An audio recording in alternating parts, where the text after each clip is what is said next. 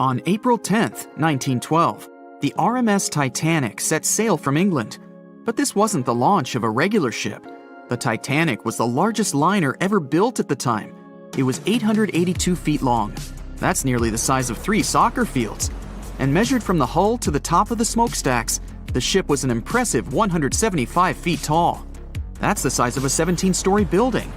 Deemed unsinkable, it took 3,000 workers almost 3 years to build. But a mere 4 days into its very first voyage, at 11:40 p.m., the ship collided with an iceberg and was lost beneath the waves of the Atlantic Ocean. It took the liner only 2 hours and 40 minutes to sink. And of more than 2,200 passengers and crew members on board, only 706 survived. The wreck would remain lost for another 73 years, hiding its many secrets within the frigid Atlantic waters. And if it wasn't for a man whose whole life had been devoted to exploring the sea, the giant ship might have remained lost for a lot longer. That man was Robert Ballard. As a child, Ballard was obsessed with the ocean. This fascination started when he was just 12 years old. That's when he watched a film adaptation of Jules Verne's science fiction novel, 20,000 Leagues Under the Sea. It had everything to spark a young person's imagination, from adventure and strange creatures to a powerful underwater vehicle called the Nautilus. It could travel anywhere in the world you wanted to go. From that moment, life on dry land was no longer in Ballard's future. When he was 23, he was assigned to the Deep Submergence Group. There, he helped develop techniques to search the ocean floor. His biggest accomplishment was the creation of Alvin. It was a small, easy-to-maneuver submarine that could carry 3 people. It also featured an external mechanical arm designed to gather underwater samples while the crew remained safe and dry inside. Alvin the submarine quickly proved useful for a variety of tasks. For example, once it was used to track down an aircraft that had crashed into the sea. But the vessel experienced a series of setbacks. In one case, it was attacked by a swordfish, which caused the submarine to resurface quickly. The swordfish, still stuck in the outer skin of the submarine, became that night's dinner. And in October 1968, the submarine was being lowered into the water when the cables holding it snapped, sending it careening into the ocean, along with 3 crew members on board. And because the small vessel was still open, it immediately filled with water and quickly began to sink. Luckily, the crew managed to escape, but Alvin was gone. Bad weather hampered multiple attempts to recover the vessel. It wasn't until the following year that it was finally returned to the surface. In time, Alvin would be improved. Its hull would be strengthened by titanium, giving it a higher depth rating, thus making it even better suited for ocean exploration. The specialized submarine would come in handy in many of Ballard's 100-plus expeditions. The man was one of the first to explore an underwater mountain chain called the Mid-Atlantic Ridge in the Atlantic Ocean. And when he found thermal vents in the Galapagos Rift in the late 70s, he also helped discover and document the process of chemosynthesis. That's a complicated chemical synthesis of food energy by bacteria. But his biggest discovery was still to come. Ballard claimed he'd never been a Titanic fanatic, but he eventually became obsessed with finding the ship after watching other explorers try and fail. As he said, Titanic was clearly the big Mount Everest at the time. Many others had tried, many that I thought would have succeeded, or should have succeeded but didn't. Ballard began thinking about finding the ship as early as 1973, and 4 years later, he actually made an attempt. He used the deep-sea salvage vessel Sea Probe, which was a drill ship equipped with cameras and sonar. But he was forced to give up when the drilling pipe broke. It just wasn't his time. In the early 80s, a Texas oil man named Jack Grimm tried to find the wreck on 3 different occasions. Once, Grimm was actually right over the Titanic, but his equipment failed to detect it. That's what we call extreme bad luck. Ballard was just biding his time. He needed a plan and some help. The first issue was getting down to the bottom of the Atlantic. The furthest down he had ever traveled before was 20,000 feet, and this trip took him 3 hours, and that didn't include the way back up. Ballard knew he could use Alvin, already enhanced with a titanium hull, to withstand the pressure of the ocean. But he also needed something that didn't require him to actually go down with it. An unpiloted, remote-controlled submarine would be ideal. But first, he would have to create one. He reached out to the authorities, hoping they would provide funding for his project. And though officials had no interest in the Titanic, they were willing to help. But there was a catch. Ballard had to first focus on tracking down 2 submarines, the Thresher and the Scorpion, which had sunk to the bottom of the Atlantic Ocean in the 1960s. The authorities were hoping to study them to find out why they had sunk in the first place. They also wanted to know if they could be recovered or if it was safe to leave them on the ocean floor. Only when he had successfully completed this task would he be free to use any remaining time on his contract to find the Titanic. With no other options for funding, Ballard took the offer. He got to work. First, he created 2 new devices. Argo was an unpiloted, deep-towed undersea video camera sled. It was designed to take photos and record videos from a series of cameras mounted on it. It could work at depths of up to 20,000 feet, and it could also explore nearly 98% of the ocean floor. Argo was supposed to be tethered to a boat. As the boat moved, Argo would be pulled behind, floating just above the ocean floor. The camera would then transmit images to the surface. The second device was a small robotic vehicle called Jason Jr. It was also controlled remotely, which allowed the crew inside a submarine, like Alvin, to get closer to and photograph underwater objects. Ballard was now ready. He knew he had to find those submarines quickly, and it didn't take him long. Much to his relief, the search was relatively simple, and he was able to fulfill his obligations with 12 days to spare. With almost 2 weeks to devote to finding the Titanic, he set out to explore the ocean. He focused the search close to Newfoundland, Canada, pulling Argo along the ocean floor and reviewing the images it collected. And after a few days of nothing, they eventually found riveted hull plates and a boiler. Could this be it? The next day, a ship's large bow was revealed. On September 1st, 1985, Ballard and his fellow crew members realized they had finally found the infamous ship. The discovery resulted in a mix of emotions. Ballard was excited to be the first to find the Titanic's final resting place, but he was also overwhelmed by the sense of grief for those who had suffered when the ship had gone down. Over the next 4 days, the crew explored the wreck. They found the crow's nest, from where the iceberg had first been spotted. Plus, there was finally evidence of how the massive ship had split in 2 before sinking, with both halves of the ship found. There was furniture and dinnerware, and sadly, several leather shoes of those who hadn't made it to safety were scattered about the ocean floor. Ballard succeeded where others had failed and became an instant celebrity around the world. You'd think that locating the Titanic would be enough for one man, but not for Ballard. In 2019, he took on the challenge of solving another mystery, the disappearance of Amelia Earhart. Earhart had attempted to be the first woman to fly around the world. Unfortunately, she disappeared somewhere over the Pacific Ocean in 1937. She and her plane were never found. Ballard hoped that his luck with the Titanic would help with finding where Earhart had gone down, but his expedition failed to find anything. And though Robert Ballard has found more shipwrecks than anybody else, it's only the tip of the iceberg.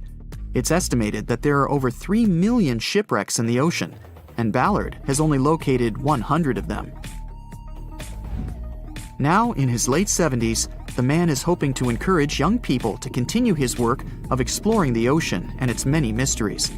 In 1989, he started the Jason Learning Project to inspire grade school students to pursue science, technology, engineering, and math. He has his own research vessel called the EV Nautilus, after the name of the submarine in Jules Verne's novel, a fitting tribute to the story that inspired his career. A beam of electric light pierces the darkness over the calm waters of the Atlantic Ocean. The Titanic is quietly making its way through the waves, its passengers asleep, when suddenly a monstrous white shape is caught in the light beam. The fateful Iceberg is about to rend the side of the legendary ship.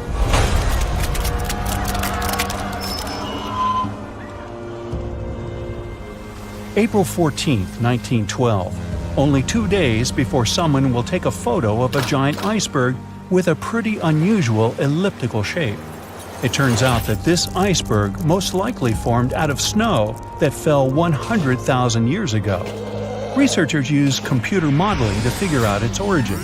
They used data from 1912 and added some new information about winds and ocean currents. They concluded that the iceberg was probably a part of a small cluster of glaciers in southwest Greenland. These days, it's possible to calculate the routes of such icebergs in any given year in the past. So the infamous chunk of ice was on its way from Greenland to an area further south from Cornwall. If the ship had passed through that region only 2 days later, the iceberg would have moved far away from the point where they met.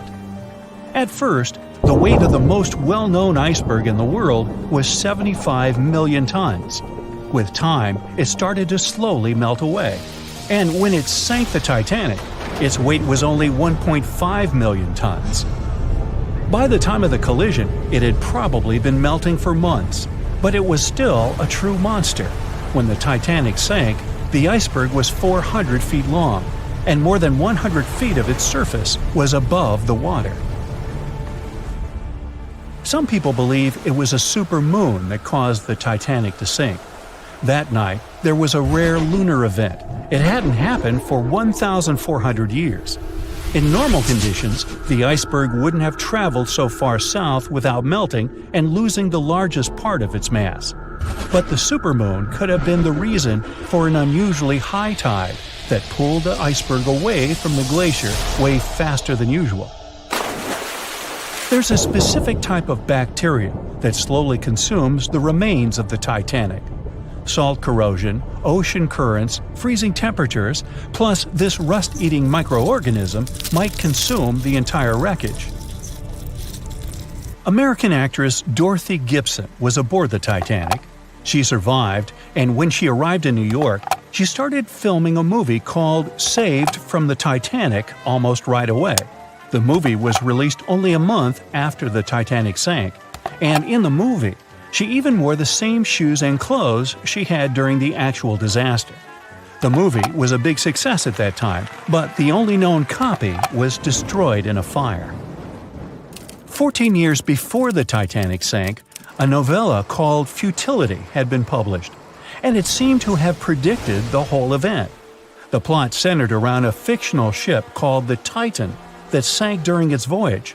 The Titan was almost the same size as Titanic, and they both went to the bottom in April. The reason was hitting an iceberg, too. Both the real and fictional ships were described as unsinkable, and both of them had the legally required number of lifeboats, which, as it turned out later, were nowhere near enough. We've seen it in the movie, but there were some real-life love stories happening on the Titanic, too. 13 couples even took a trip on the Titanic as part of their honeymoon. One of the couples owned Macy's department store in New York. Once it became clear the Titanic was rapidly sinking, the woman refused to go into a lifeboat without her husband. But he didn't want to join her while there were still women and children who he thought had to go first. Then his wife gave her coat to her maid. She insisted that the maid should get into the lifeboat, and she wanted her to be warm. As for the woman herself, she decided to stay with her husband till the end. Some people believe Titanic sank because of a mummy, not an iceberg. It all started around 1000 BCE with a mysterious woman who lived in Egypt, in the City of Thieves. People knew little about her, but they called her a priestess. Her mummy was put in a wooden sarcophagus and covered with a large lid with the image of her face and some mystical inscriptions. This place had been hidden until the first half of the 19th century, when a group of locals accidentally came across it. They disturbed her peace.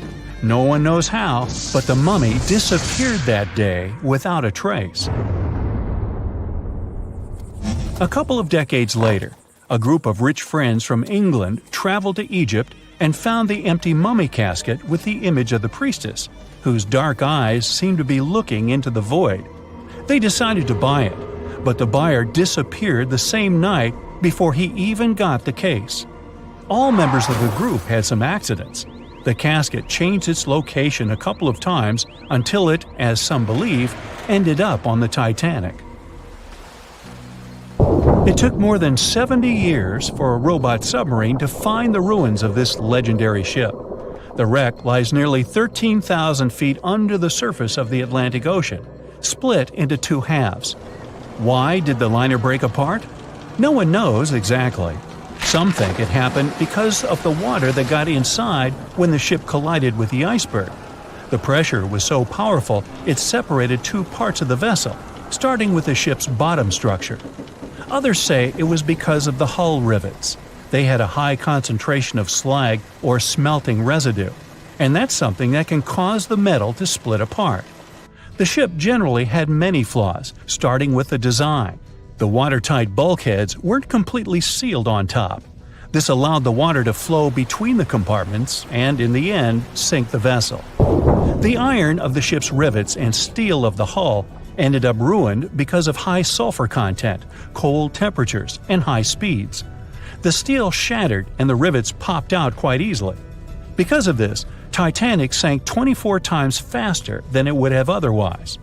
If the ship had hit the iceberg head-on instead of ramming it with its side, it would have probably stayed afloat. How come the crew members didn't have binoculars? It would have surely helped them spot the iceberg on time and maybe even avoid the disaster. But the binoculars on the Titanic were locked in a storage cabinet. Only one crew member had the key, and he had been transferred off the ship right before it set sail. He later said he hadn't remembered to hand over the key. But even without the binoculars, the ship might have had some time to change course and avoid the collision if the crew had gotten some warning. But that's the thing, someone did warn them. About an hour before the incident, a ship that was relatively close to Titanic, the SS Californian, sent a message to inform them it had stopped because of dense ice field. But the warning never got to the Titanic's captain. Some experts say it was because the radio operator didn't think it was that urgent. And later, the SS Californian said they didn't get a call for help from the Titanic because their radio operator was off duty. Some say the crew on the Titanic couldn't spot the iceberg on time because of an optical illusion. Atmospheric conditions that night probably caused super refraction, which could have camouflaged the berg. After all, no one actually saw the iceberg until it was too close to the ship to somehow avoid the crash.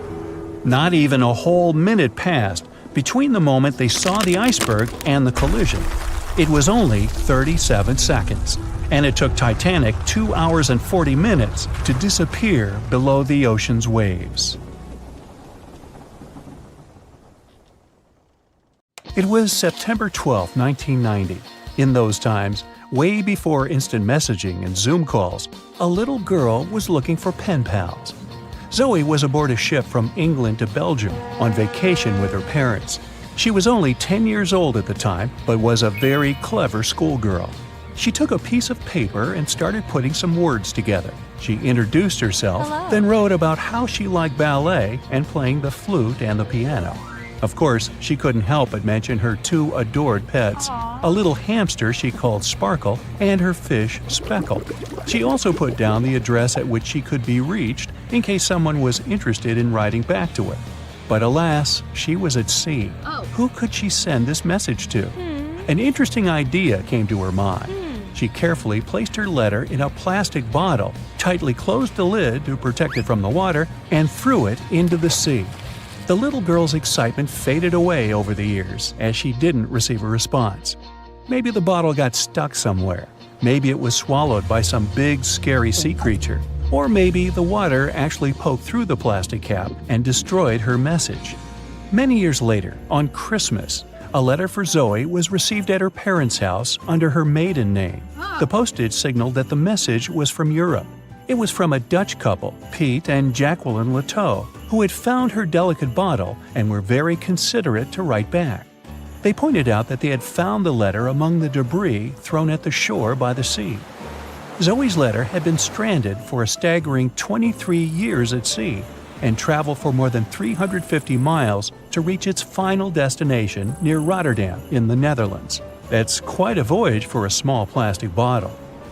A story similar to that of Zoe is the strange connection between two little boys. A little German boy named Frank Uzbek was on a boat traveling to Denmark when he got the same idea as Zoe. He was 5 years old at the time he put together a message and threw it into the unknown. The year was 1987. He got his response years later when he was 29. His letter, just like the one Zoe would send a couple of years later, had been at sea for 24 years. His message was found by a boy named Daniel Korotkin while he was on a walk with his parents on the Koronian Spit near the Baltic Sea. Daniel was lucky that his father knew enough German to translate the message. The unlikely friends eventually met via video call in 2011. Not all message-in-a-bottle stories have been explained away. In 2013, a Croatian surfer came across a damaged bottle while near the Adriatic Sea.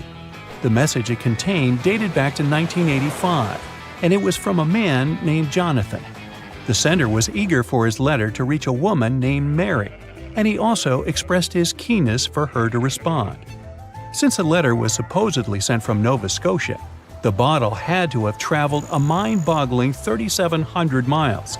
The message went from the Atlantic Ocean, entered the Mediterranean Sea, and reached the Adriatic shores in Croatia.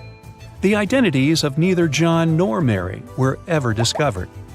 There are also messages in a bottle with wonderful love stories to share. This was the case for Ake and Paulina Viking.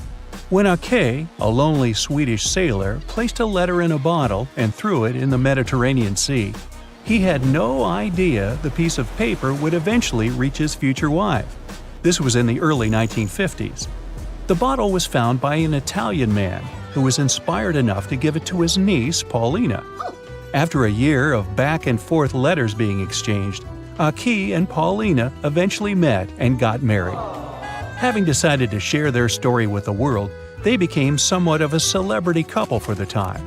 They even shared video footage of their wedding with the world, and their story was featured in a bunch of newspapers.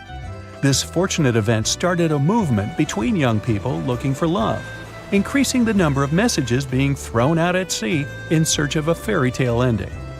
Not all the stories that started out like this eventually worked out, though.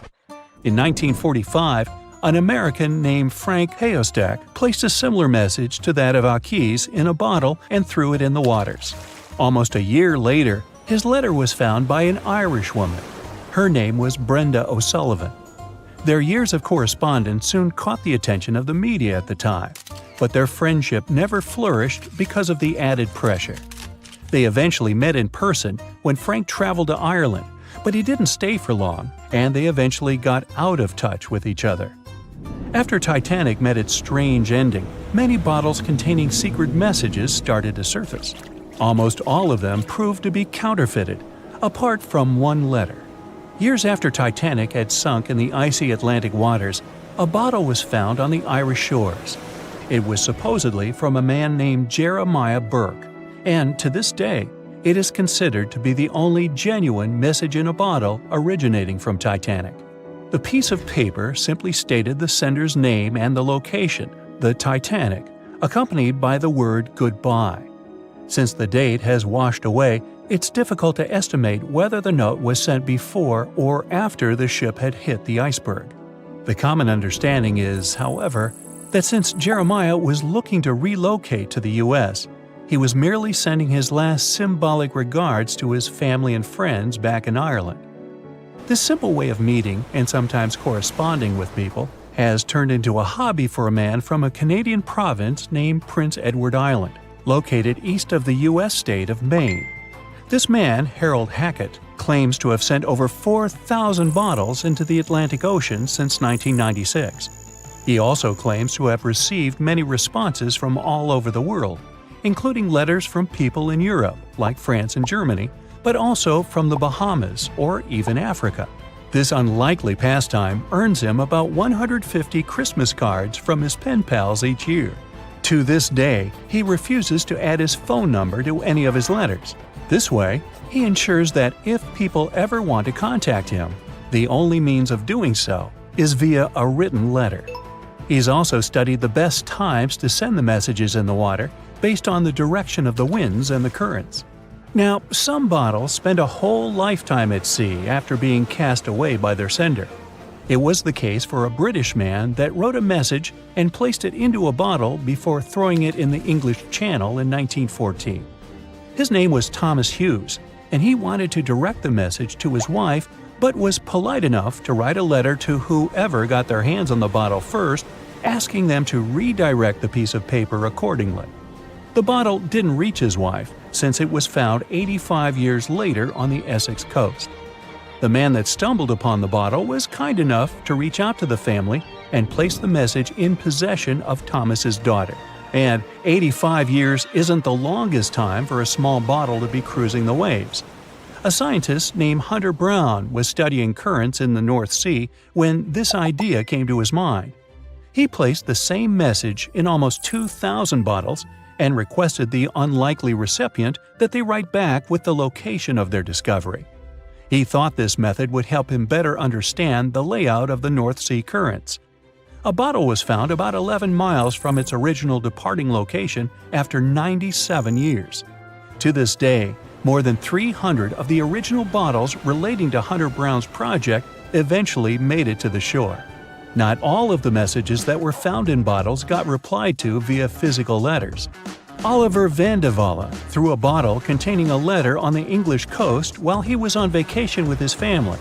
He was 14 at the time. 33 years later, a woman reached out on Facebook claiming she had gotten his message and tracked him down through his social media profile. At first, he hardly remembered having placed the letter in the bottle, but he eventually recounted the events, even the fact that he sealed the bottle with candle wax to make sure it was leak-proof. And then there's Christina Aguilera and her bottle. No wait, hers is about a genie in a bottle. Okay, never mind. They were on their way to the New World when a rendezvous with an iceberg crushed all of their dreams and hopes. There was panic and tears and heartbreaking goodbyes, like that of Jack and Rose. Or was there? Let's see how well you know the real story of Titanic. The love story of Jack Dawson and Rose DeWitt Bukater was inspired by true events. What do you say? Is it a myth or a fact?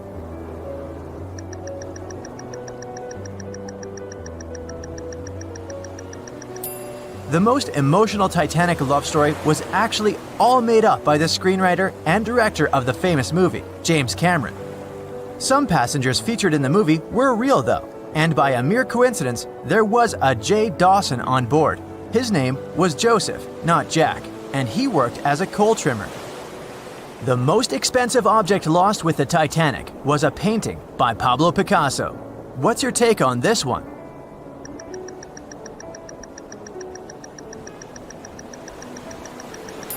It's a myth. Another one given to us by the famous movie. The most valuable item that went down with the Titanic was probably a Mary Joseph Blondell painting, created in 1814. Some other valuable items were a violin that belonged to Wallace Hartley, the musician who insisted that they had to play till the very last moment. There was also a 1912 Renault Type CB Coupe de Ville that would now cost millions of dollars. A handwritten manuscript by Joseph Conrad. first edition essays by Francis Bacon, 5 Steinway grand pianos, and, of course, some fine china plates and cups, and first-class passengers' jewelry. The Titanic was the largest and the most luxurious passenger ship of its time. Does it sound real to you?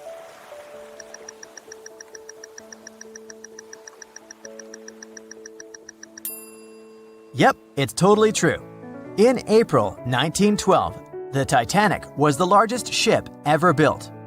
It was 882 feet long and had a maximum passenger capacity of 2,435 people.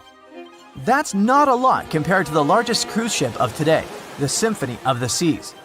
It's just a bit longer than the Titanic, but has more than double the passenger numbers.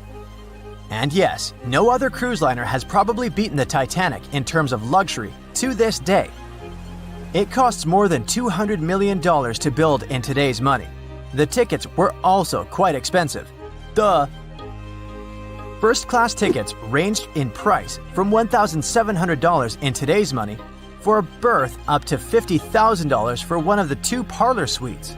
Second-class tickets were $700. Third-class passengers had to pay between $170 to $460. Most of the passengers of the unsinkable ship managed to survive. True or false?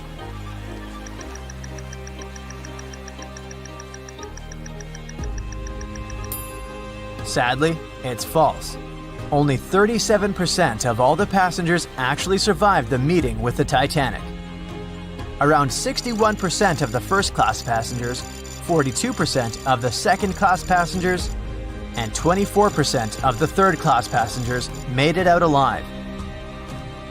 The Titanic was passing through the Bermuda Triangle when things went wrong, and that's probably why it sunk. What do you say? Myth or reality?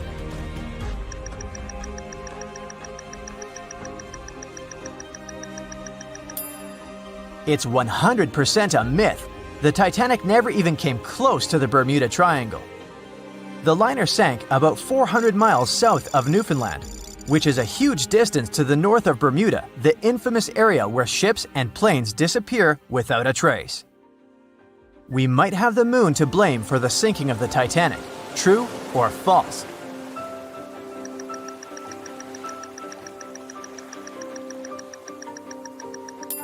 This one is true. The moon heavily affects the tides on Earth. The closer the moon is to the Earth, the stronger the tides are because of the increasing gravity of our satellite. Back in 1912, the moon was so close it made several glaciers in Greenland break apart. Massive chunks of ice that broke off from the glaciers started floating south. The supermoon event came just 6 minutes after a spring tide, the alignment of the moon, the sun, and the Earth that makes their combined gravity reach its peak twice a month. And the day before, our planet had come the closest to the sun that year, which made the gravity even stronger. This mixture of events created perfect conditions for one of the most powerful tides in history. Icebergs breaking off from Greenland's glaciers drift off to the coastal waters of Labrador and Newfoundland, where they often run aground. To move on, they need to either melt and become lighter or catch a high tide that would carry them further. The 1912's tide was as high as it gets. So they shifted many shipping routes south because of the huge amount of icebergs. But not the Titanic, of course, as they believed it was unsinkable. It took 4 hours and 40 minutes for the Titanic to sink. What do you say?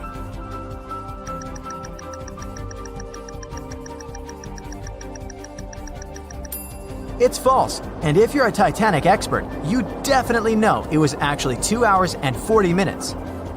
And this was slow enough, given the damage caused by the iceberg. It didn't sink faster, thanks to the ship's construction. There were 16 watertight compartments in the lower part of the ship. They worked as a lifeline. When the iceberg crashed into the hull, it broke into 6 boxes. The Titanic could have stayed afloat only if 4 compartments had been damaged. Water filled the first 6 compartments within 1 hour. During this time, the ship tilted slightly to the right side. Then, water began to flood the 7th box when all 6 boxes were filled. And from that moment, the sinking rate was growing with every second. The ship's bow sank under the water, and then the stern filled up. One of the leading reasons for the Titanic tragedy was signal rockets. True or false? What's your take on it?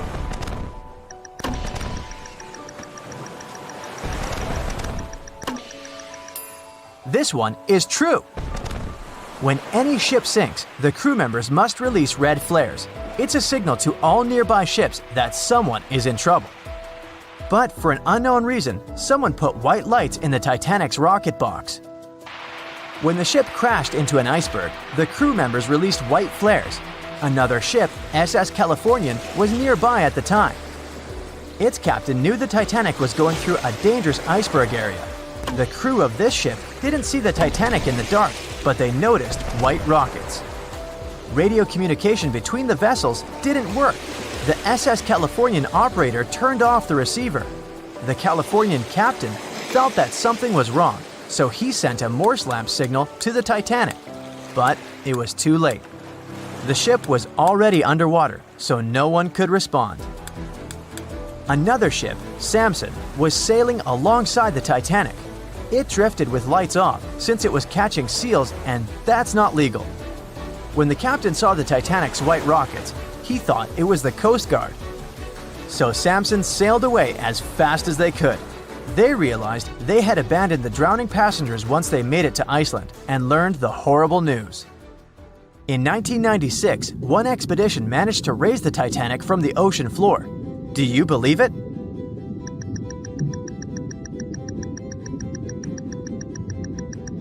If you don't, you're right.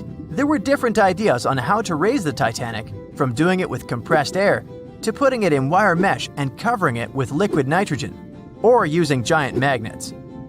The only real attempt to raise the Titanic was made in 1996, and it failed dramatically. The expedition's goal was to lift a part of its hull, weighing about 21 tons. It would still have been the largest piece to see the sunlight again, if the operation had succeeded, that is.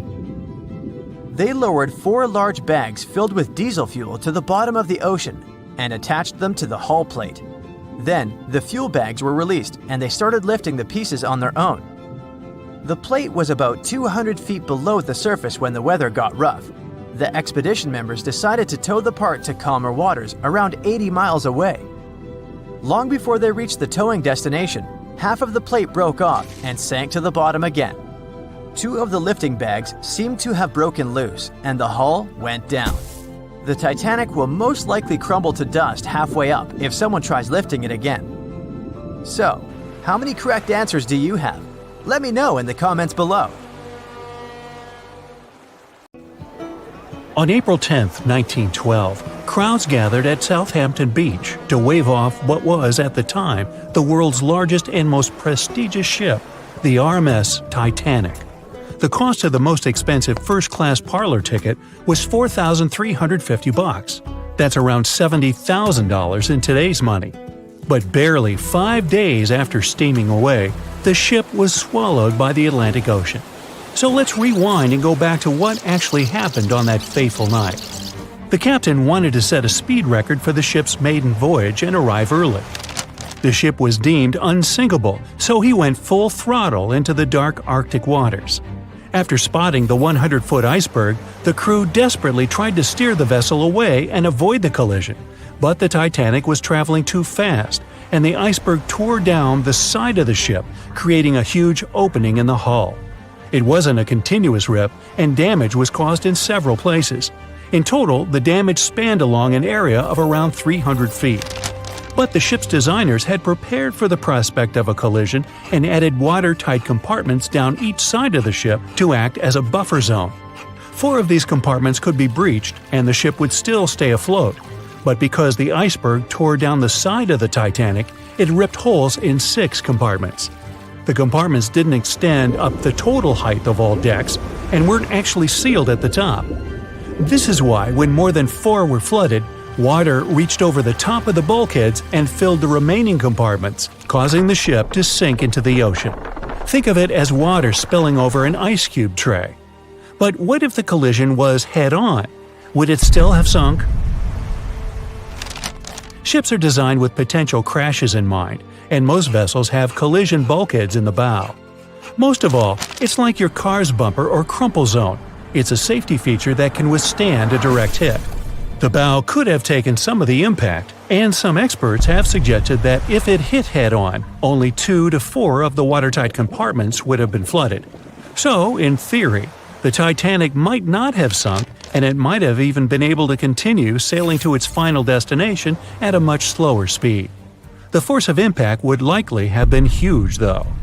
But although passengers would have been injured by the force, they'd have been able to stay on the ship to wait to be rescued by other ships, rather than being forced into the icy waters of the Atlantic. Still, one of the Titanic's designers, Edward Wilding, suggested that the force of the impact might not have actually been that big. He told the British Inquiry that lots of people scarcely felt the collision, and he believed the ship would not have sunk if it did hit the iceberg head-on. The ship was also designed with remotely operated watertight doors between all compartments, so any floods could have been quickly sorted out. Because Titanic had 6 breaches from the side collision, and because it happened so quickly, sealing the doors wouldn't have made a difference, as it was essentially impossible to save it by that point. The ship immediately began to flood, with water pouring in at a rate of roughly 7 tons per second, 15 times faster than it could be pumped out. So, while it sounds like the Titanic would have survived had the ship hit the iceberg head-on, this idea does come with some issues. First off, the collision bulkheads were designed to survive a crash with another ship, not a giant iceberg. If 2 ships collided, both would absorb some of the impact in their bulkheads, sharing the impact and likely staying afloat. But an iceberg is stationary, meaning that Titanic would absorb most of the energy from the collision. If Titanic hit head first, because of the speed it was traveling, the impact would have likely traveled down the whole body of the ship. Just imagine a 46,000-ton ship traveling at around 20 knots. At some point, it hits an iceberg that weighs what could be over 100,000 tons. This collision would likely create a powerful force causing massive damage to the vessel. It is likely that seams would split, staircases would come tumbling down, and rivets would burst open across the ship. All that would have potentially flooded even more compartments. This could have caused Titanic to sink in a matter of minutes rather than hours. But that's just the tip of the iceberg. As we all know, the biggest part of it is hidden underwater.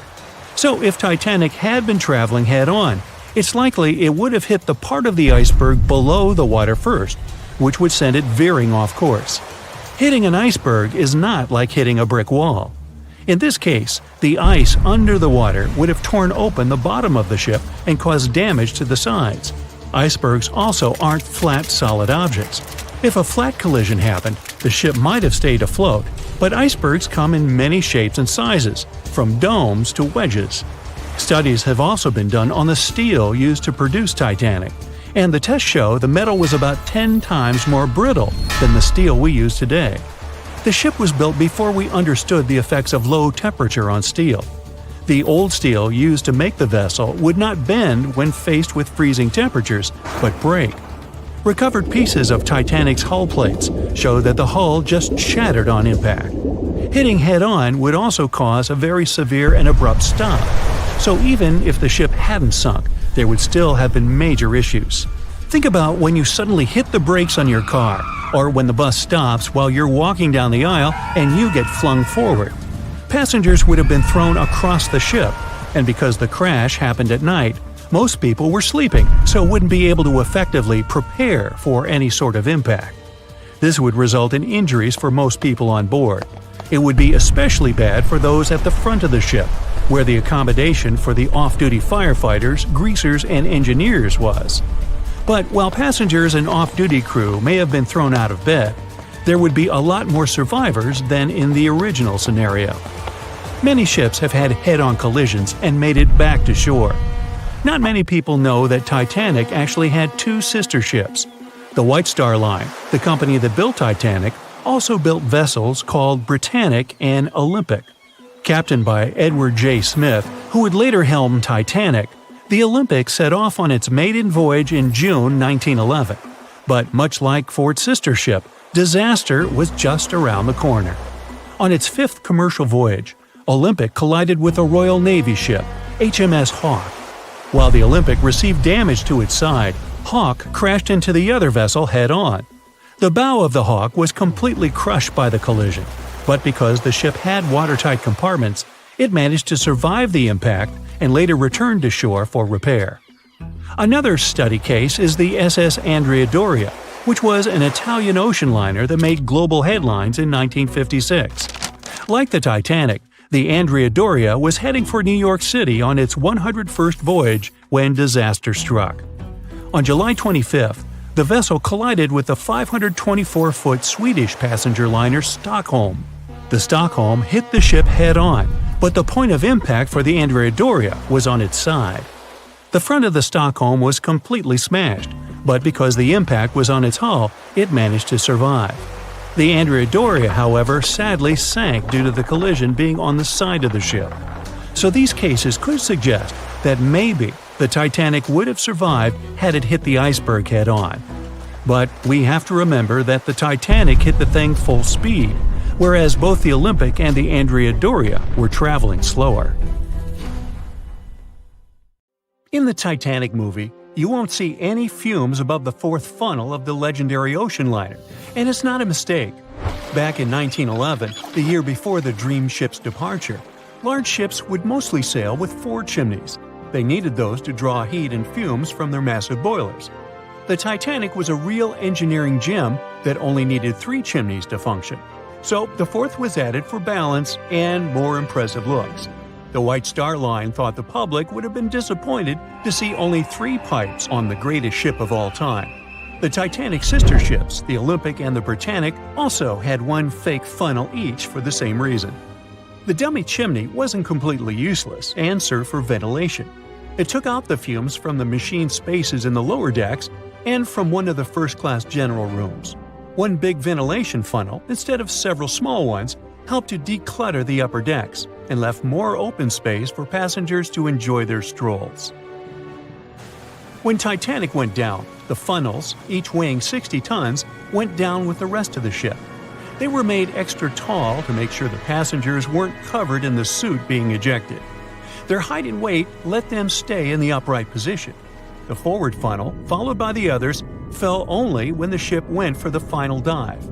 Those chimneys were much lighter than the bow, so they spread among other debris. The light material they were made of flattened once it hit the bottom, and the iron-eating bacteria living deep down took care of it later. The bow of Titanic remained intact when it hit the seabed, but the stern was completely mangled. When the famous ocean liner hit that iceberg, things got really messy. It took the future movie star a whole 2 hours and 40 minutes to submerge completely. The collision let water flood 6 out of 16 watertight compartments. As the water gushed into the starboard side, the ship started to tilt down in the front and a bit to the right. By midnight, the damaged compartments were spilling water into others, and it was chaos because these compartments were only watertight horizontally. Soon enough, water started flooding through the anchor chain holes, and by 2 a.m., the bow was sinking, and the stern's propellers were lifted out of the water. The ship kept flooding until the moment the bow went underwater, and the stern shot up almost 45 degrees. The weight of those massive propellers stressed the ship's midsection. The steel just couldn't handle it and failed. Survivors described that moment as some loud noise, like breaking china or falling gear. That was the Titanic's upper structure giving in. By 12 past 2 a.m., the bow and stern were only connected by the inner bottom structure. Minutes later, the bow, weighing almost 16,000 tons, broke loose from the stern. The stern rose sharply to an almost vertical position and started sinking slowly. By 2:20, it disappeared underwater. The bow was cruising down at about 13 miles per hour and had hit the ocean floor almost a half an hour before the stern. The 2 parts of the Titanic now lie 2,000 feet apart, pointing in different directions. The bow remained mostly intact, just covered in mud. The stern turned into a tangled wreck because of the implosions it went through during the descent. The air trapped within the structure just couldn't handle the increasing pressure of the water deep down. Signal rockets played a big part in the Titanic's tragedy. When a ship goes down, you're supposed to shoot up red flares to signal trouble. But someone decided to stock Titanic with white lights instead of the usual red ones. So when the ship smacked into that iceberg, the crew fired off white flares. The SS Californian was passing nearby, and his captain knew the Titanic was in a dangerous iceberg zone. The crew didn't spot the sinking Titanic, but they sure saw those white rockets. The radio between the ships was useless because the Californian's operator switched it off. The captain had a gut feeling something was off, so he flashed a Morse code light signal at Titanic. But he received no reply because the Titanic had already gone underwater. There was another ship, Samson, sailing alongside the Titanic. It had plenty of illegally hunted frozen seal meat from Canadian waters abroad, so it was sailing with lights off to remain unnoticed. When they saw the Titanic's white rockets, they thought it was the Coast Guard and zoomed away. Samson didn't have a radio, so they couldn't find out about the ongoing disaster. The crew got the news about Titanic only when they got to the coast of Iceland the following month. There have been many theories to explain the Titanic tragedy, and one of the recent ones says that there was a fire involved.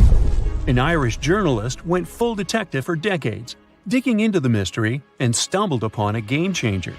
He came across a photo album that had been hiding from the public for a century after the tragedy.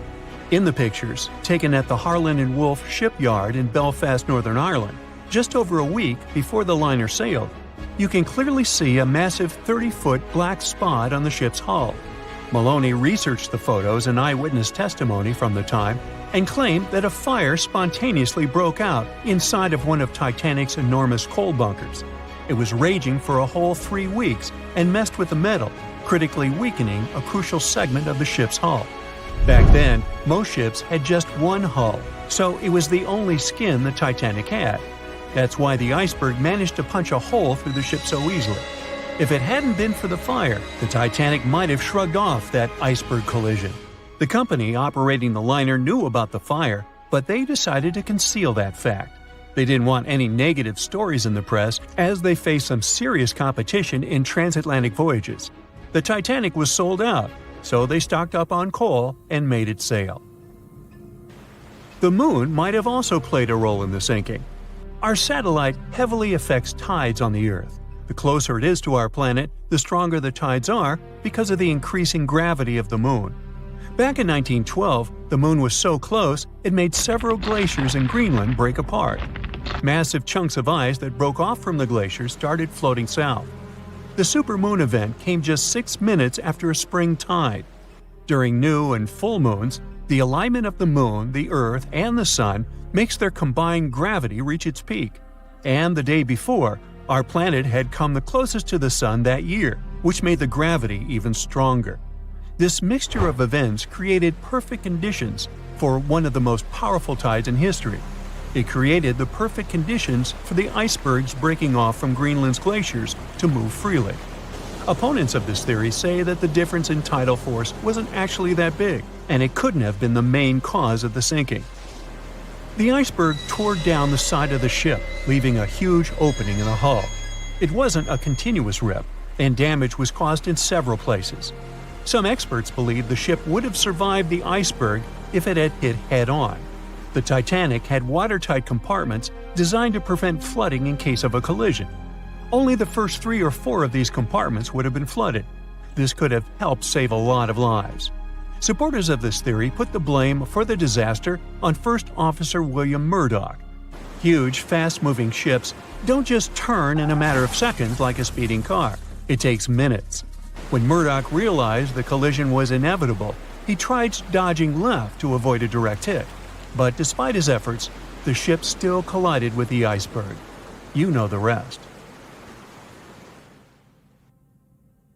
Can you guess how many theories of the Titanic's sinking exist? Right, loads, including a theory of my own, which I'm going to share with you today. And then you can decide which one seems most likely to you. One Piece theory. The very first version of the events was the One Piece theory. It's very simple and basically claims that the sinking happened without any breakups. 2:15 a.m., the ship collides with an iceberg. 2:18 a.m., the lights go out. The ship reaches an angle of 45 degrees and then quickly begins its final plunge into the ocean depths. 2:20 a.m. Only about 3 minutes later, the RMS Titanic disappears under the surface of the ocean for good. The liner doesn't break, it just goes down as a whole piece. Of course, this can't be true. In April 1912, the Titanic was not only the largest ship in the world, but also the largest ship ever built. It's hard to believe that such a heavy vessel could have gone down without breaking. That's just impossible. Well, I mean, you can't blame the theorists. Before we found the wreckage, there were no other theories. Wait a minute, or were there? The day after the disaster, the survivors gave their interviews. They talked about what had happened, and some of them claimed that the ship had actually broken in two when it had been flooded. For example, Jack Thayer, a 17-year-old boy, outlined the sinking as he remembered it, and L.D. Skidmon drew a sketch based on his description. The picture clearly showed the ship breaking in half. But no one believed Jack or other witnesses. There was no evidence, so their claims were received with a grain of salt. But in 1985, things changed. First breakup theory. That's when Robert Ballard found the wreckage of the Titanic in the depths of the ocean. When people saw the wreckage, it became clear that Jack and the other survivors had been right. The Titanic did indeed break in two when it sank. So it's time for a new theory. 2:15 a.m. The keel breaks, the starboard list eases, and the hull continues to bow and crumble. 2:17 a.m. The galley sections break off. The towers immediately drop under their own weight. The lights go out. The stern is pulled into the air. The bow breaks off and starts sinking. The aft is barely hanging on to the starboard side of the stern section superstructure. The stern section slowly lists over to port as it begins sinking again. It rises up one last time and pivots in a semicircle as it sinks. It all sounds pretty convincing, right? But people began to find plot holes in this theory. For example, the Titanic couldn't have held together until it reached such a high angle. The breakup would have had to begin much earlier. This only meant there was still a vast field for research and speculations. So people started to come up with their own possible scenarios. How about we look first at the ones no one likes? V-break and Aaron 1912 V-break. According to the first breakup theory, the Titanic reached a high angle, and the weight of its unsupported stern caused it to crack from the top down. But it's physically impossible. So, are there any other ideas? In 2006, Roger Long, a naval architect, decided to research a so-called V theory. 2:17 a.m. The breakup begins at a shallow angle, perhaps as little as 11 degrees. The upper structure fails and starts to crack. At this moment, only its double bottom is holding the Titanic together, but it starts to bend under the strain too, failing the ship. Water is pouring through the crack. It increases the weight in between the two sections, bending the Titanic the other way and pulling it into shape somewhat resemblant to the letter V. The upper decks get mangled and bent together. The bow heads for the bottom, and the stern is the last to sink. This theory has since been disproven many times, though. Roger Long believed it because the broken edges of the upper decks in the Titanic's bow section were all mangled and crushed. However, we have learned that it happened because of the so-called hydraulic downburst, the force of the water crashing into the deck as the Titanic hit the ocean floor. Another V-break theory states that the bow had risen out of the water after the break. This theory was mainly peddled by one former Titanic enthusiast. But not only has this theory been proved to be physically impossible due to the bow's incredible mass, it was also inspired by incorrect information. Remember Jack Thayer? Well, it was based on his sketch and the words of a couple of passengers. But the truth is, none of them had ever seen the Titanic break down like this.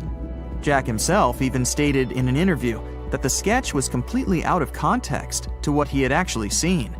It was drawn by a passenger on the Carpathia, the ship that received the Titanic's distress signal and came to its aid.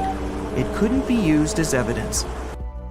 Now that we know this, let's move on to the theories that most people believe in. James Cameron's banana peel theory. Who hasn't seen the legendary movie about the Titanic, right? It became the leader of the 70th Academy Awards ceremony in the number of nominations and awards, and deservedly so.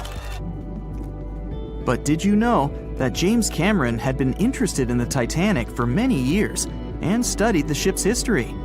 His books and research are very detailed, and he even came up with his own version of the events. It's called the banana split theory, and this is actually what you could see in the movie. Here's how it goes. The Titanic reaches a 23-degree angle and fractures down to the keel. The double bottom acts as a hinge as the stern falls down. When the double bottom fails, the bow and the stern separate. The stern lists to port, standing vertically, and then begins to go underwater.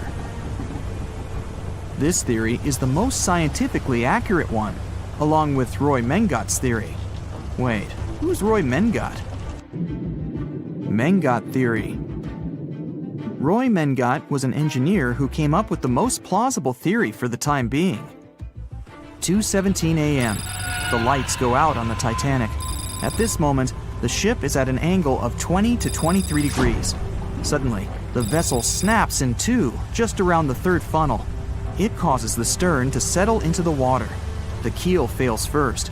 The draft and lower hull are crushed and break apart. Water surges into the bow and stern of the ship through the huge cracks, causing the bow section to sink beneath the waves.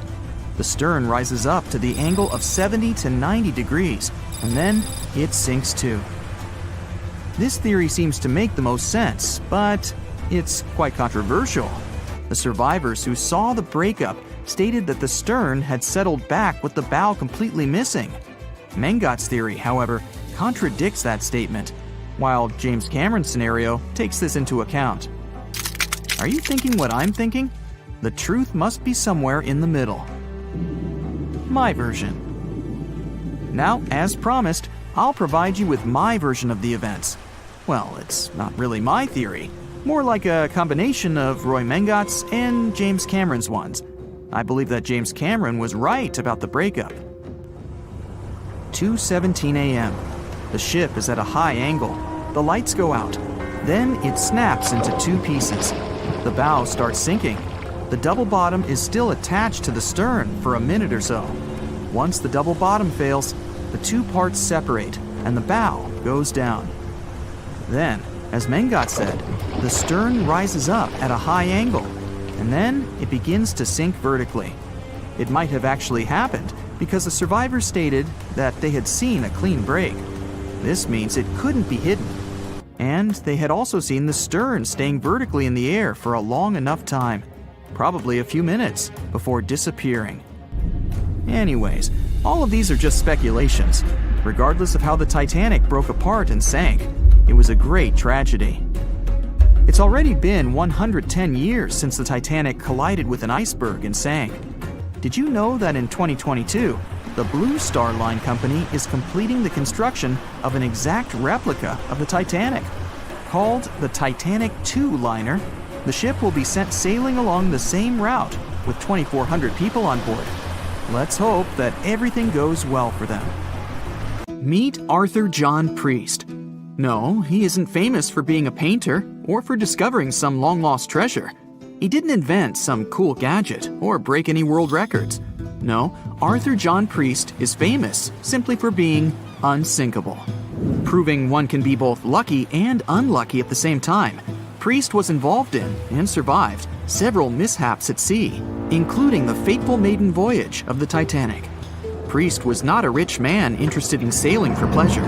He was part of the working class, employed as a stoker or fireman, stuck for hours within the hot bowels of large steam-powered vessels.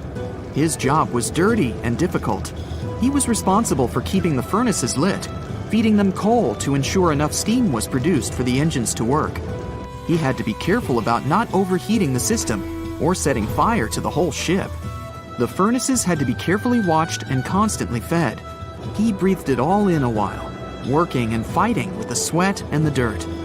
He would often work shirtless because of the heat and was always covered in black coal dust. And when he finally had a break, his shared living quarters were nearby in the same part of the ship. He must have been good at his job, though, because he had no trouble finding work. But wherever he went, bad luck seemed to follow. The first incident was a mild one. As a young man, Priest worked on the RMS Asturias. The passenger liner first set sail in 1907, traveling between Southampton in the UK to Buenos Aires in Argentina. At some point during its maiden voyage, the ship suffered a small collision. The damage was bad enough that the ship returned for repairs. Thankfully, there were no reports of any serious injuries. Priest, unfazed, simply went to work on another ship, but his bad luck lingered on the Asturias. In 1914, the Asturias became a hospital ship, helping care for sick men and women around Europe while bringing them home to England. But in March 1917, at just around midnight, the ship was struck by a foreign object. Its hull was breached and the engine room flooded. The captain ordered everyone to abandon the ship, sending crew, patients, and health staff scrambling for the lifeboats. The vessel was still moving, powering through the water because the main controls, located within the flooded engine room, could not be turned off. The captain refused to leave the ship while people were still trying to escape. He was able to aim the Asturias towards Bolt Head, where it finally hit land and couldn't sink. The remaining lifeboats were lowered and the final survivors made it to safety.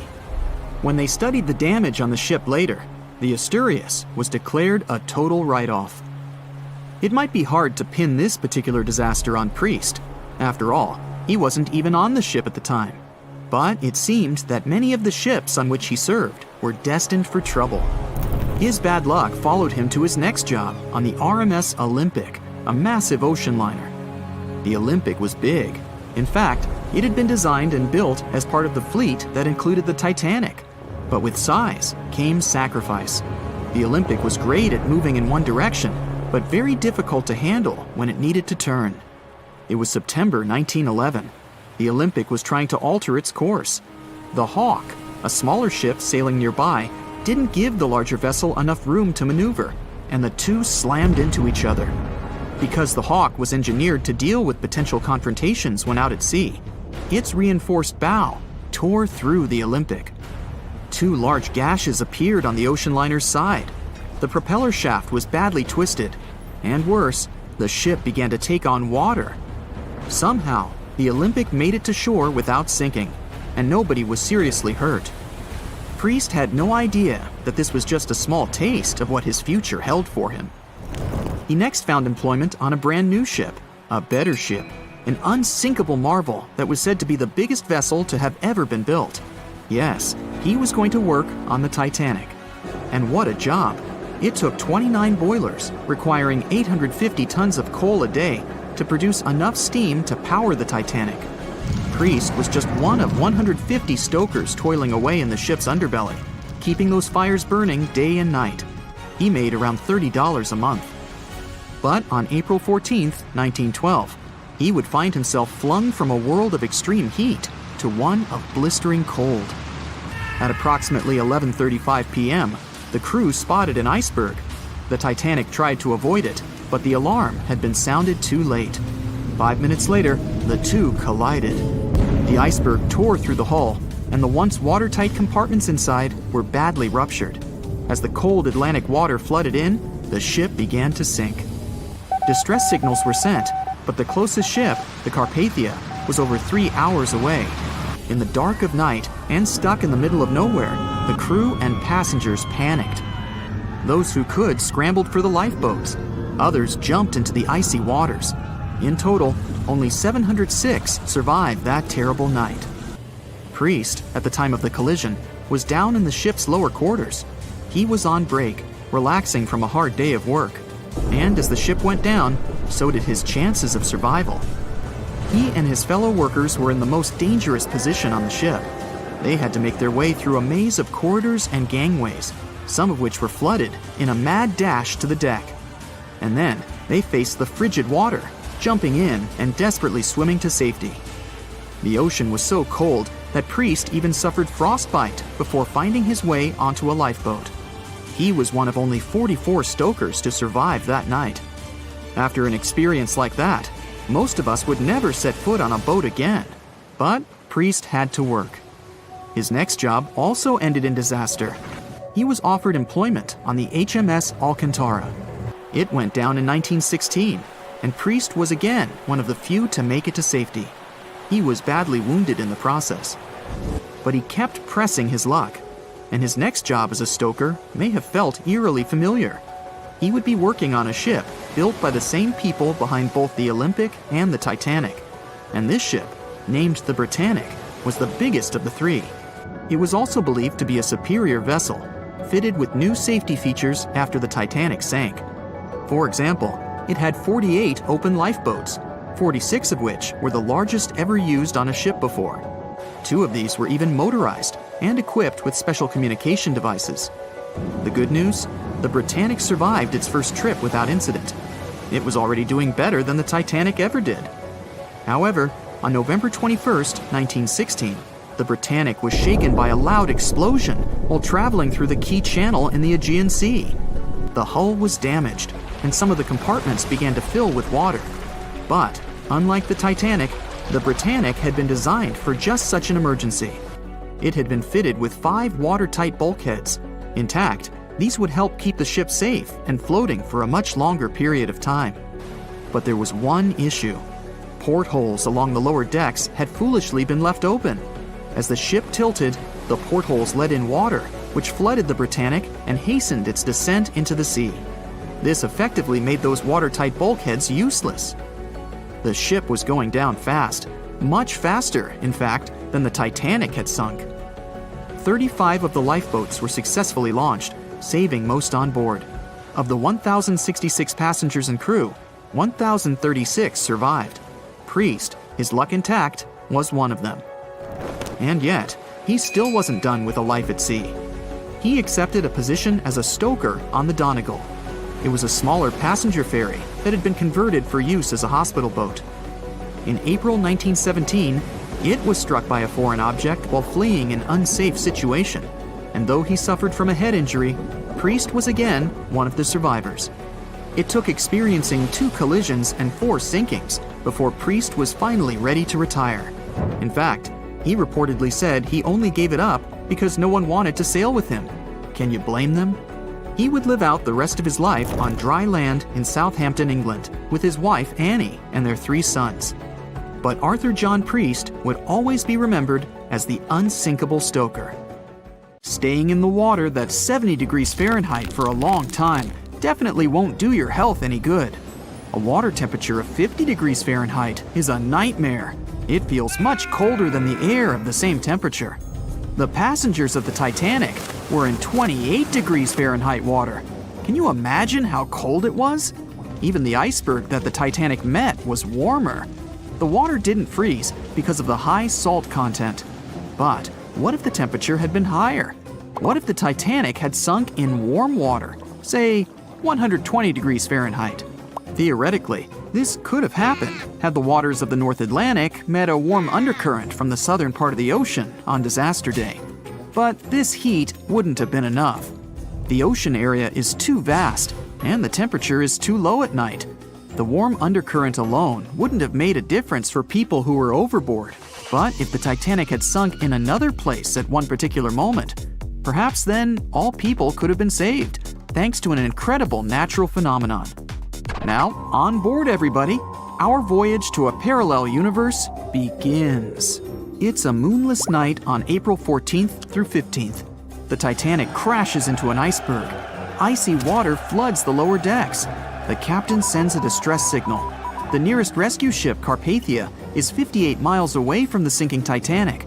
At maximum speed, Carpathia will get there in 4 hours.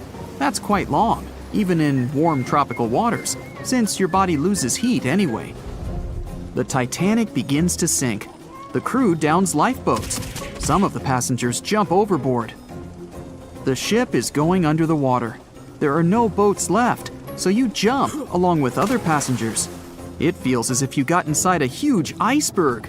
The water is so cold that it's hard for you to move. You can't even scream because there's no air in your lungs. But At this moment, you feel a pleasant warmth coming from the depths. The heat rises above your knees and waist, then reaches your neck. Finally, you regain control of your muscles and can breathe deeply. You notice that all the other passengers feel the same warmth. The water becomes a little hot. It makes you happy. But in a moment, horror replaces your delight. The ocean begins to foam. And not because of the high temperature, but because something is rising from the ocean floor. You hear a heavy, low sound coming from the depths. It's not a sinking Titanic, but something bigger. You can see a huge iceberg nearby. It's melting, and a huge chunk is breaking off from it. 1,000,000 bubbles appear on the surface. Then you feel something hit you in the leg.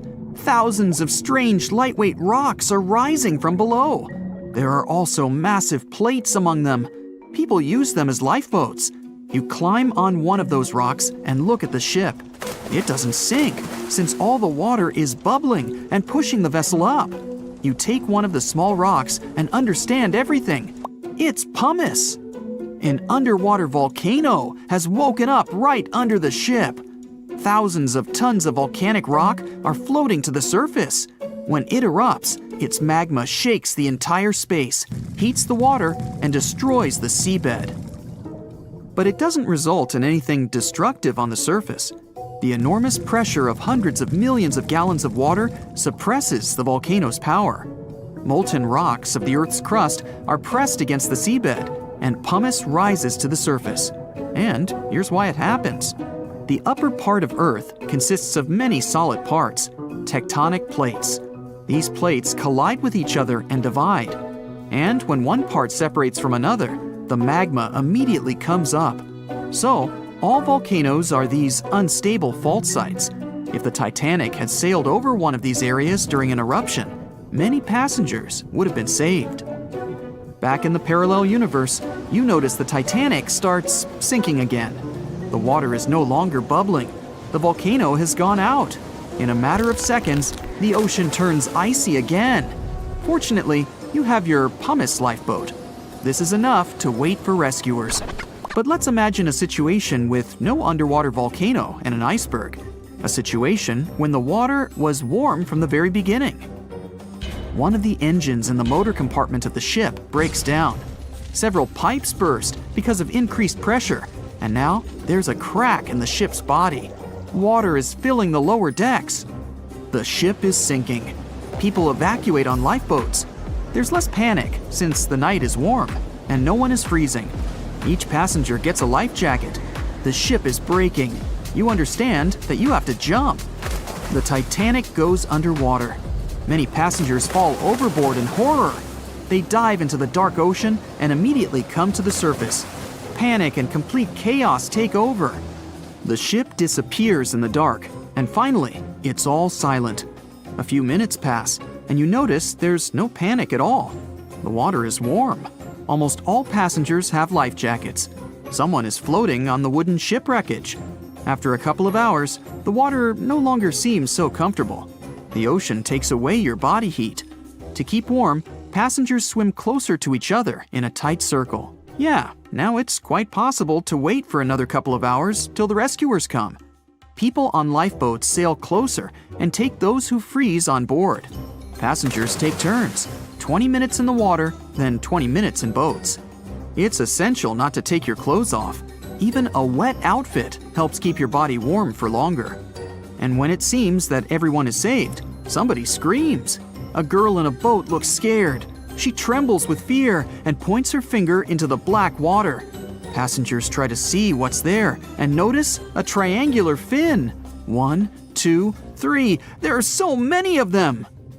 The noise of the sinking ship has attracted a group of sharks, and now they are circling the survivors, hoping to satisfy their hunger. They're swimming slowly. It doesn't look like they're going to attack. But you should keep your eyes open, as these fish are some of the world's most aggressive and dangerous sharks, the bull sharks. They can be agile, fast, and unpredictable. They don't swim in the cold waters of the Atlantic, but the water in this parallel universe is perfect for them. The sharks are strong and sturdy. They create the illusion of slowness to relax their prey. They're called bull sharks because of their short, blunt muzzle, like that of a bull, and they like to hit a target or other sharks with their forehead. Several fish are ramming boats. Someone falls into the water. Fortunately, people help them back on board. The sharks aren't going to retreat. Chaos and panic ensue. People are screaming and splashing the water with paddles to scare away the fish, but it doesn't help. One of the sharks opens its toothy mouth and clings to a boat. At this moment, you notice more fins nearby. A pack of great white sharks arrives at the party. They are some of the most dangerous animals on the planet. They're big, fast, and strong, and their 300 triangular teeth lined in several rows are sharp as blades. Great white sharks swim around the boats and scare away the bull sharks. You fall off the boat and see a big fin approaching you. Fear awakens the survival instinct in you. You're trying your best to swim away from the shark as far as possible. Of course, it's useless, since the shark is much faster and will definitely catch you. You feel your foot touching the shark's nose. The other foot gets into the toothy mouth. You scream in horror. After a second, the shark lets you go. Great white sharks rarely attack people. If they bite, it's just to test you. After all, the shark's favorite prey is seals. It simply loses interest if it realizes you aren't a seal. But if the shark is starving, it doesn't matter to it what kind of prey you are. Lucky for you, this one is not like that. Those survivors in the boats have almost nothing to fear either. Great white sharks don't attack them. They can push boats slightly, but only to test them. The great white shark is swimming away from you. But a bull one appears, and it looks like it's hungry. The shark is swimming towards you, opens its mouth, and a loud ship horn penetrates the water. This is the RMS Carpathia that has come to the rescue. All the sharks swim away scared. All passengers are saved. Back in our universe, another ship that had been nearby could have saved the passengers much earlier. But that's another story. You know SOS, don't you? 3 dots, 3 dashes, and 3 more dots. It's an easy enough signal to tap out in Morse code. It means save our souls or save our ship. The crew of the legendary Titanic had been desperately trying to send this signal for 2 hours the night of April 14, 1912.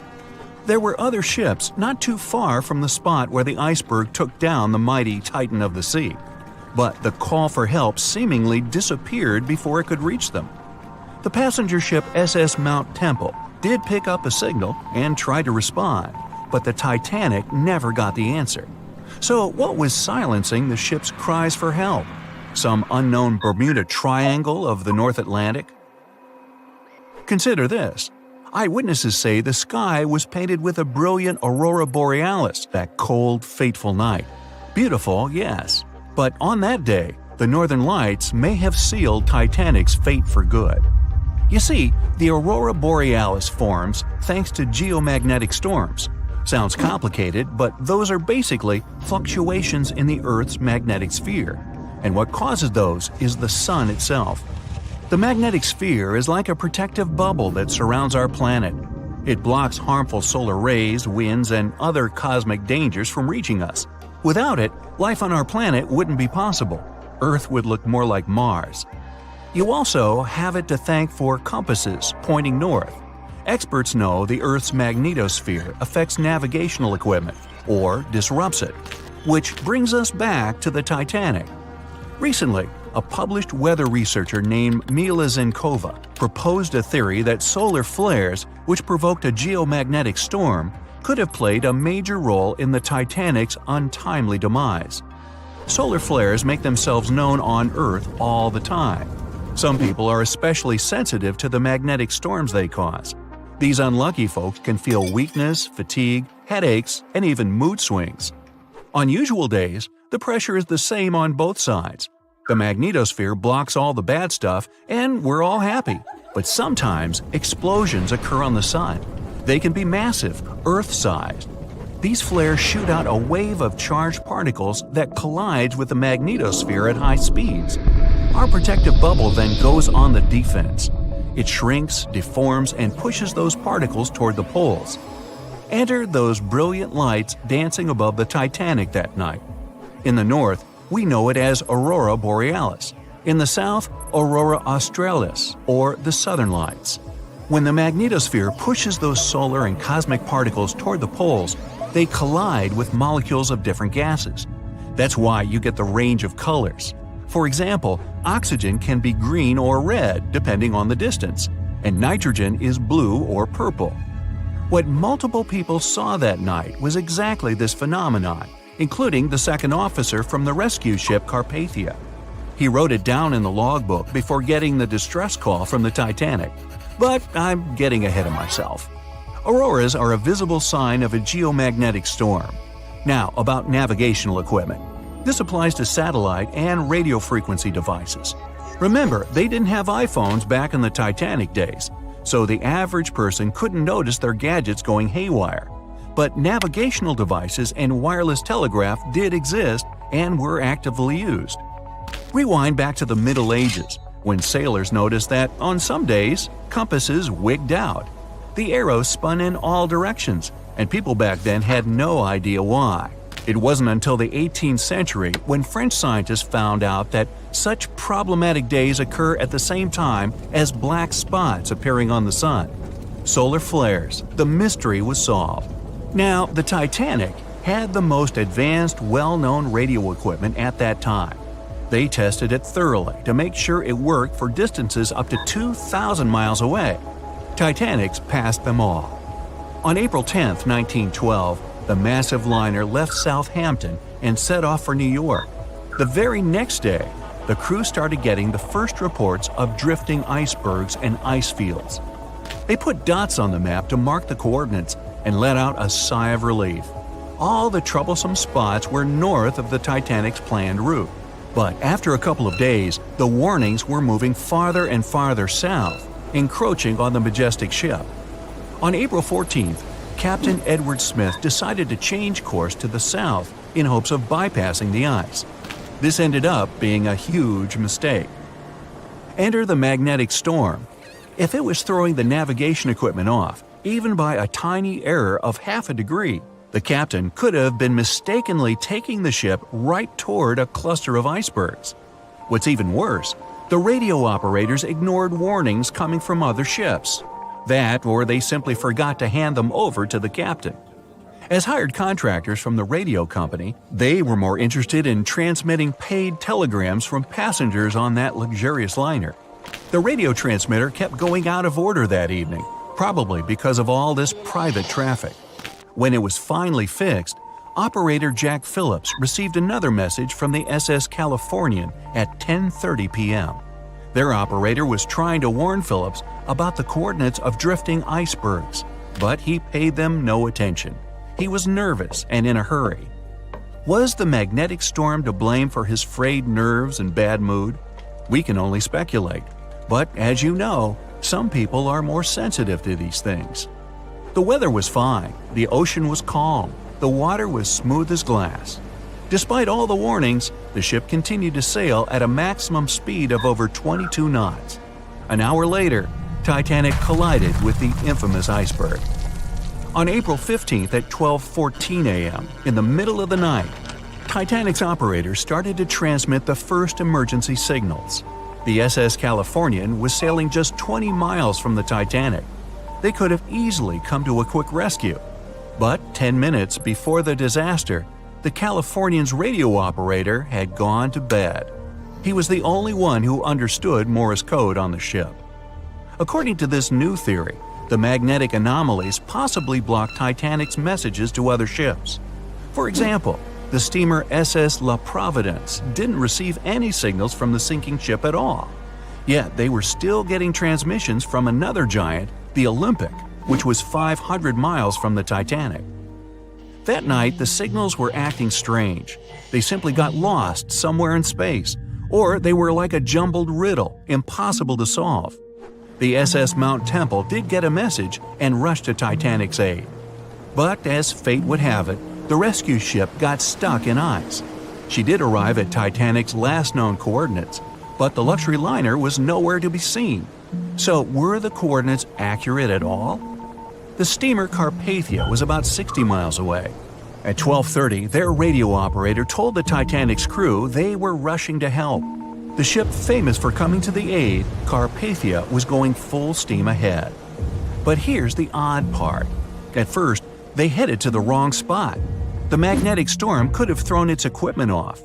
Good news is the steamer did end up reaching the right place when they saw the lifeboats full of passengers. Interestingly, once she reached land, the Carpathia didn't have any problems with her equipment. The blackout happened just around the wreckage site. The following investigation blamed radio amateurs for blocking signals. We now might know otherwise. Zinkova explains that at that time, they didn't know exactly how and to what extent the sun influences the Earth. No one could have guessed that the sun could tamper with these massive ships' navigational equipment, especially one that had the best of the best at the time. There's another theory that even the moon could have played a role. Some researchers claim that in January 1912, our natural satellite was closer to the Earth than usual.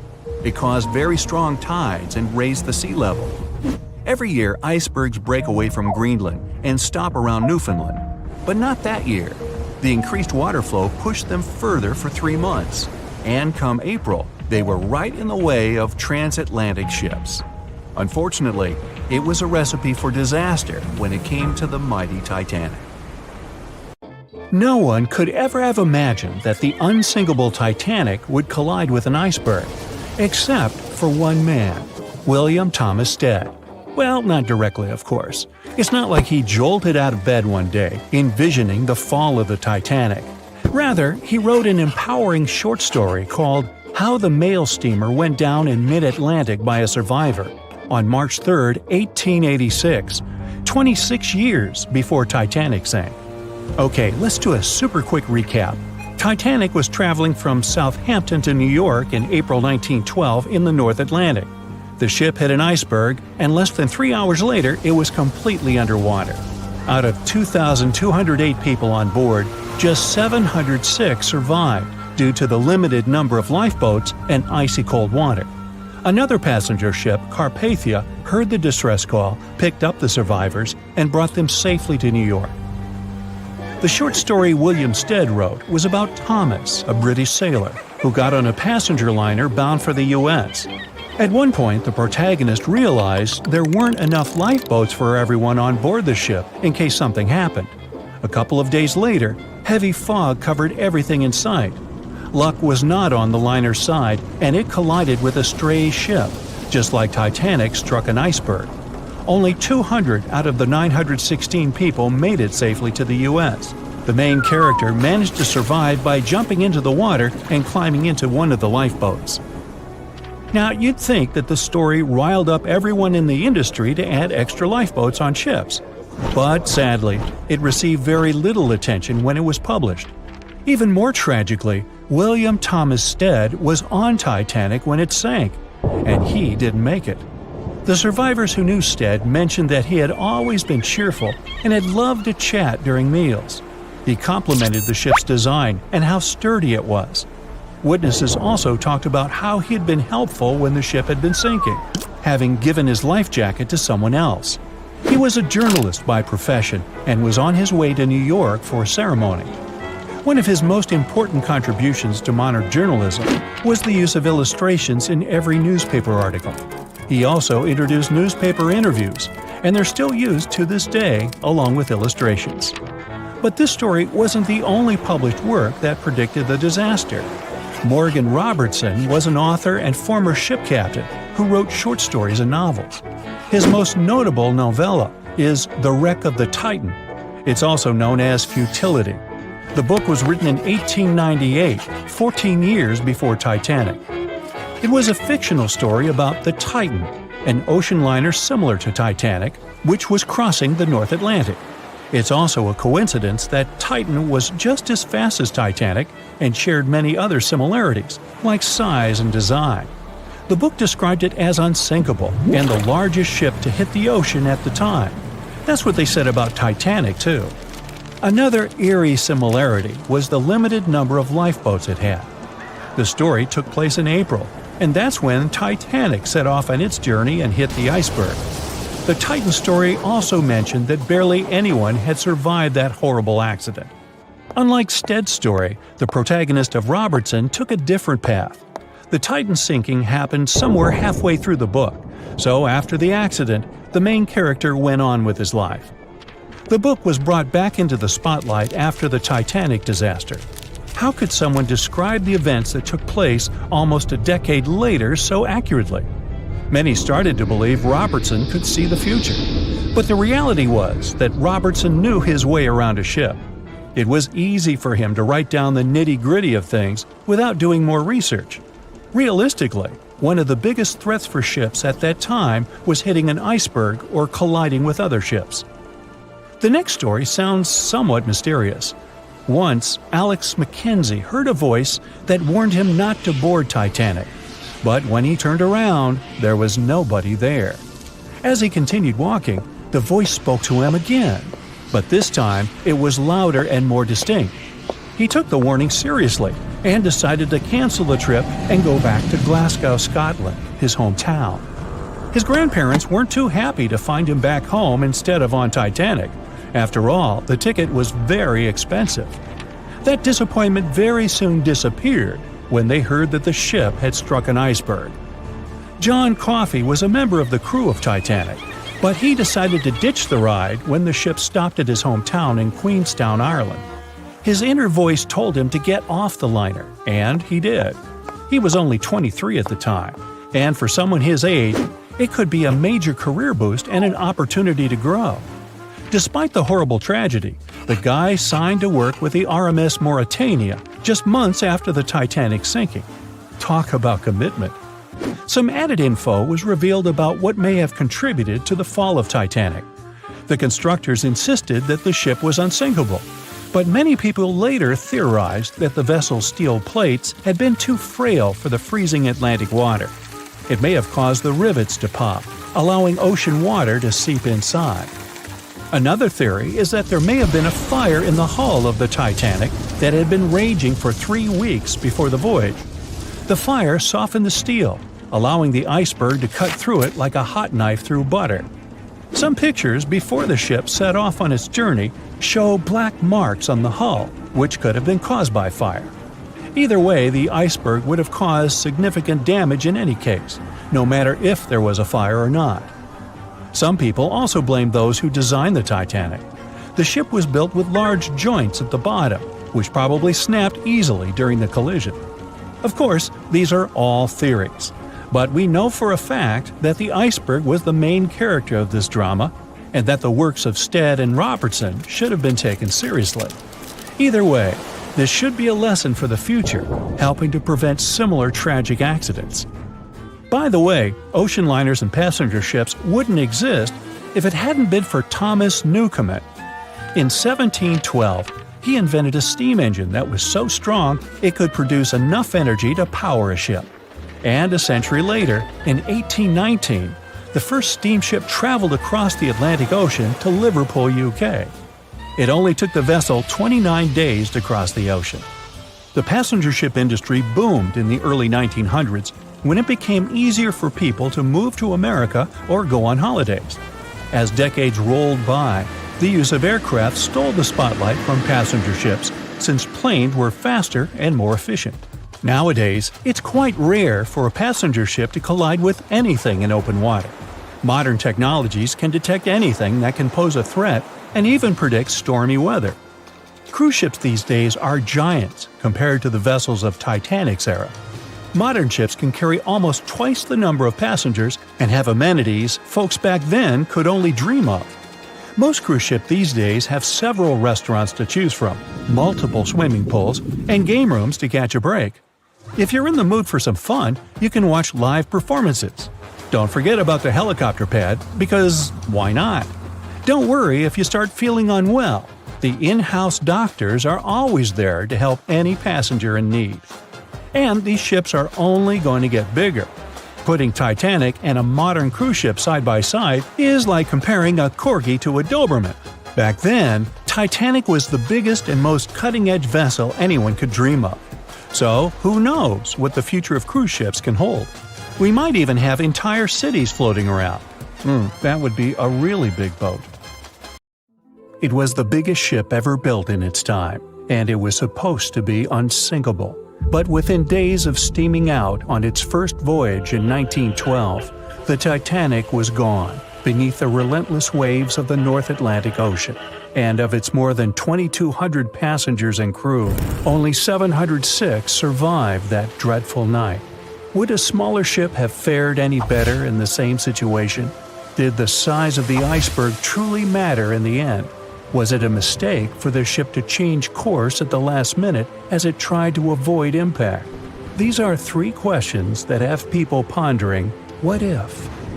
We do know that Titanic was considered an engineering marvel in its day. Designed by Thomas Andrews for the British shipping company White Star Line, it was just over 880 feet long and 175 feet tall. Built with abundant space for 840 staterooms, a swimming pool, a squash court, a gym, and 2 dining rooms. But it was below deck that one of its most impressive new features could be found. Titanic's hull was divided into 16 compartments designed to be watertight. Up to 4 of these compartments could take on water in the event of a breach, with the remaining 12 helping to keep the damaged ship afloat. It was thanks to these compartments that the ship was regarded as unsinkable. Rumor has it that Philip Frank, White Star Line's vice president, even declared, "There is no danger that Titanic will sink. The boat is unsinkable, and nothing but inconvenience will be suffered by the passengers."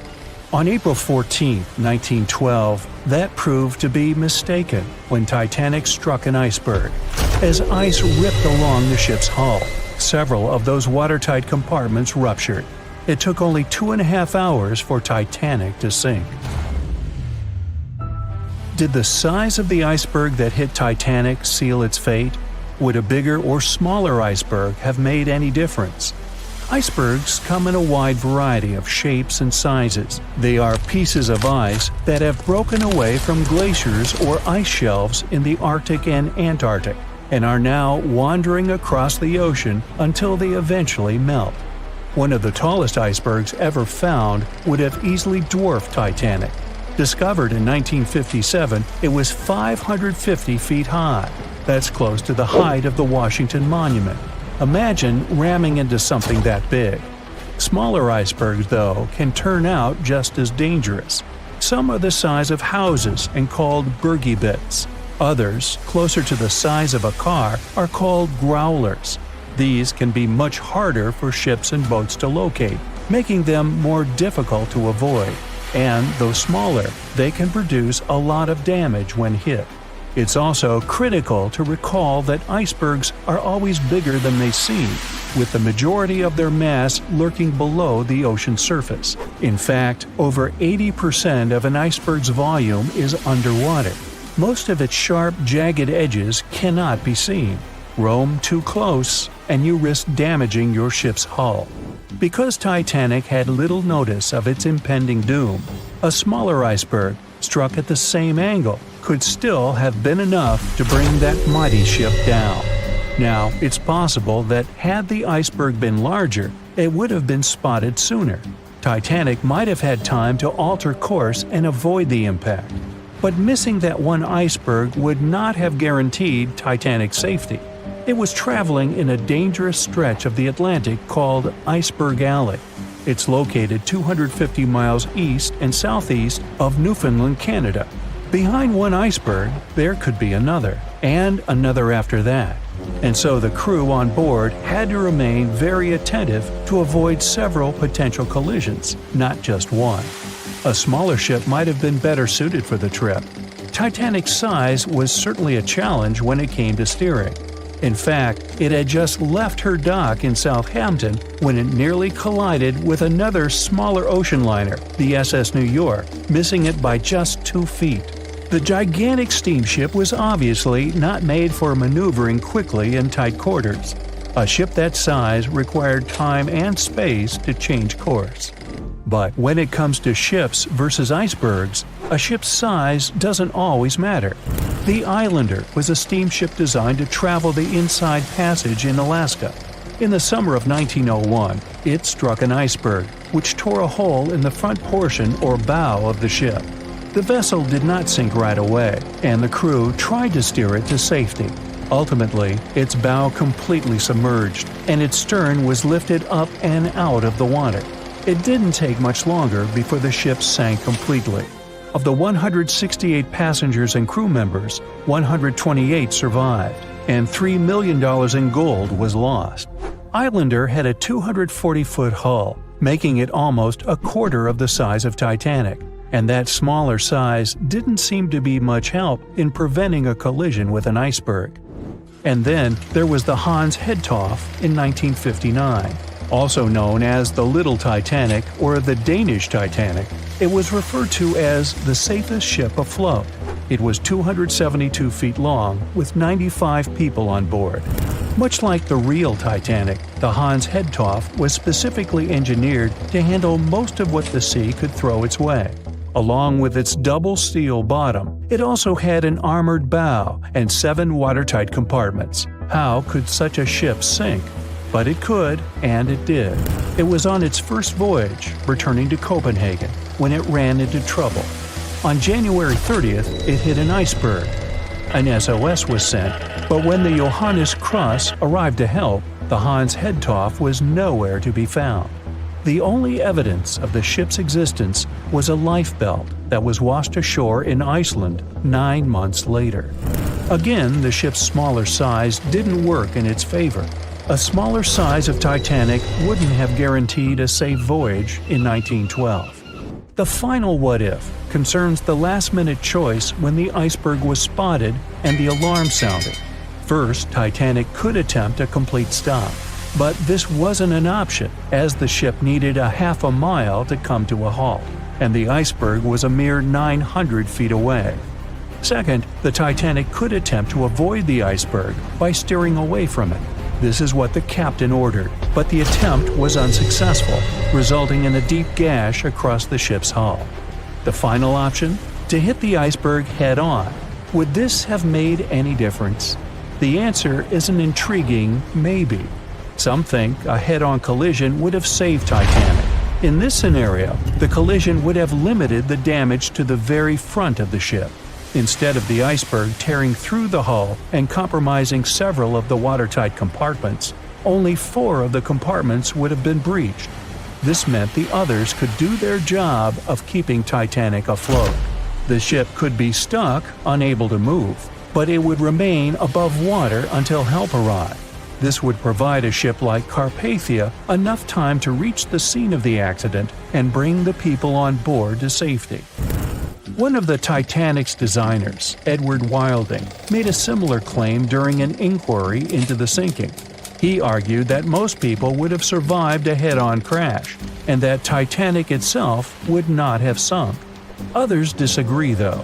First, the special bulkheads on Titanic were designed specifically to protect the ship against collisions with other vessels, not with icebergs. These compartments would crumple upon impact, absorbing some of the force while the other ship absorbed the rest. Though the damage would still be extensive, the remaining bulkheads would keep the ship afloat.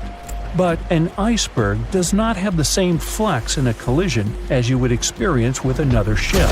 Most of the force would be absorbed by Titanic, resulting in greater damage to the ship. Even worse, the impact would be carried through the full length of the ship. Rivets would burst, seams would tear, the compartments would quickly flood, and the ship would sink even faster, resulting in fewer survivors. In any case, as with most what-ifs, we'll never really know the answer. As tragic as Titanic's first and last voyage was, it did result in changes that helped make venturing out to sea much safer. Findings from hearings on the disaster led to the creation of the International Ice Patrol, or ICC, in 1914, an organization that tracks icebergs in the Atlantic and Arctic Oceans to ensure vessels in the area can avoid them. In the US and Britain, ships were obligated to carry enough lifeboats to accommodate every person aboard. Regular lifeboat drills were made mandatory. And finally, the bulkheads on ships were made higher to keep water out, and bottoms were stretched to create double hulls, helping make the compartments truly waterproof.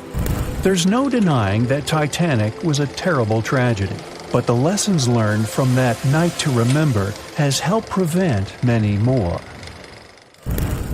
April 14, 1912. The dark night was filled with horrible sounds of a giant metal vessel breaking into two. The largest ship of that time collided with an iceberg that was on its way. The Titanic, one of the biggest stories of the 20th century that people still talk about. The starboard side of the giant vessel brushed up against the iceberg. It was 11:40 p.m. when things started going wrong. This iceberg caused enough damage for at least 5 watertight compartments in the hull to start filling with water. The crew immediately began a brief investigation to see if they could do anything and fix things.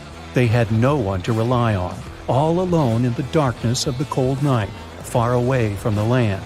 The North Atlantic Ocean, around 400 miles south of Newfoundland, Canada. They needed time to figure out how to bring people to safety. They had some time, true, but not enough. If you watched the movie, you know the ship didn't plunge immediately after the icy doom had happened.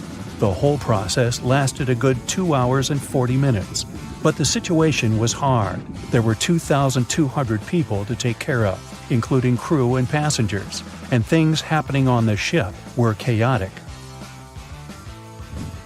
The chief designer, Thomas Andrews, soon realized they wouldn't be able to stay afloat. By midnight, the entire crew had begun preparing the lifeboats for launch. They had 20 boats with space for only 1,178 people, which was just a bit more than 50% of the people on board. The order was to get women and children to safety first. Crewmen were there to row and guide the boats. The scene over the next 2 hours gradually started escalating. The crew members had a task to wake up passengers and warn them something bad was happening. They wanted to place them into a fleet of lifeboats as soon as possible. At 12:15 a.m., some crew members sent out a distress signal. A steamship called Frankfurt was among the first ones that received the message and responded, but they were about 170 nautical miles away. Some other ships also got the message and offered their assistance, but sadly, they were too far away as well. At 12:20 a.m., the Cunard liner Carpathia got a distress signal from the Titanic and changed its course right away. They were 58 miles away at the time, and it would take them more than 3 hours to get there. 20 minutes later, the crew was lowering the first lifeboat. It was carrying only 27 passengers, although it had room for 65. Many of the lifeboats that were launched first were well below capacity. Crew members were worried, thinking the davits wouldn't be able to hold a fully loaded lifeboat. And in the beginning, many passengers were just too afraid to leave the ship. They still thought Titanic was unsinkable and couldn't imagine the scenario that was going to happen 1 to 2 hours later. The crew was firing the first of 8 distress rockets. Unsuccessful. No one was close enough to help. By 1:20 a.m., they lowered 10 lifeboats. Number 8 had only 28 people in it. One of the passengers on the number 10 was 9-week-old Melvina Dean. She would later become the last survivor who lived until 2009 and turned 97. It was 2 a.m. already. 3 of the collapsible boats were the only lifeboats that remained on the ship. The bow of the vessel had sunk low and had tipped far under the surface. People around it could now clearly see stern propellers above the water. Crew members were lowering collapsible lifeboat D from the roof of the officers' quarters with over 20 passengers in it. As the ship's bow went under, the water was washing collapsible A from the deck. Those 20 people were struggling because their boat was partly filled with water. As crew members were trying to release collapsible B, it fell. Before they righted it, the water swept it off the ship. 30 passengers still managed to find safety on the overturned lifeboat. At 2:17 a.m., the ship's wireless operator decided to transmit one last distress call. A minute later, the light on the ship finally went out. Titanic and all left on board plunged into darkness. The bow continued to sink, and the stern was rising higher above the surface, which placed great strain on the midsection. Horrible sounds were filling the night. Titanic, this massive, legendary ship so many people placed their hopes in and were excited about, broke into two between the third and fourth funnels. Reports would speculate it took about 6 minutes for the bow section to reach the ocean bottom. The stern settled back in the water before it rose again into a vertical position. It remained in this situation until it finally disappeared into the ocean. At 2:20 a.m., the stern apparently retained air inside, and water pressure crushed it as it went down. The stern landed about 2,000 feet away from the bow. People consider the Titanic the fastest ship in the world. They thought it was unsinkable because 4 of its compartments could be flooded, and that still wouldn't cause a critical loss of buoyancy. Its life was problematic since its beginning. While the ship was leaving port, it moved within a couple of feet of the steamer New York. It managed to safely pass by, which was a huge relief for all those worried passengers massed on the ship's decks. Titanic sailed off on the 10th of April. Its first journey was across the highly competitive Atlantic route. On the launch day, the Titanic became the biggest movable object in the history of humankind. 882 feet long, 92 feet wide. Not that big if you compare it with today's ships. The biggest cruise ship in the world today is Royal Caribbean's Symphony of the Seas, which is roughly 5 times the size of Titanic. If you put that ship in a vertical position, it would be nearly as tall as the Empire State Building, which is 1,250 feet without antennas. But Titanic was a huge attraction back in its time. At one moment of their journey, they stopped in France, after which they made another stop in Ireland. Once the final passengers boarded, the massive ship set out at full speed for their final destination, New York City. 4 days after the beginning of its journey, Titanic failed to divert its course from a huge iceberg, the story we all know about. Only 700 people survived, and most of them were women and children. The night was extremely cold, 1 hour and 20 minutes after Titanic had gone down to the bottom of the ocean. Survivors weren't even sure someone was coming to save them. Finally, they saw the light. It was Carpathia coming towards them. They came for the people in the lifeboats. The crew brought them aboard and pulled a handful of other passengers out of the water. Many ships tried to contact Titanic a few hours after it sank. Their messages were never returned. Later, when there was an investigation of what really happened, they discovered the Leyland liner California had been less than 20 miles away when Titanic was sinking. But the crew didn't hear the distress signals coming from Titanic because their radio operator was off duty.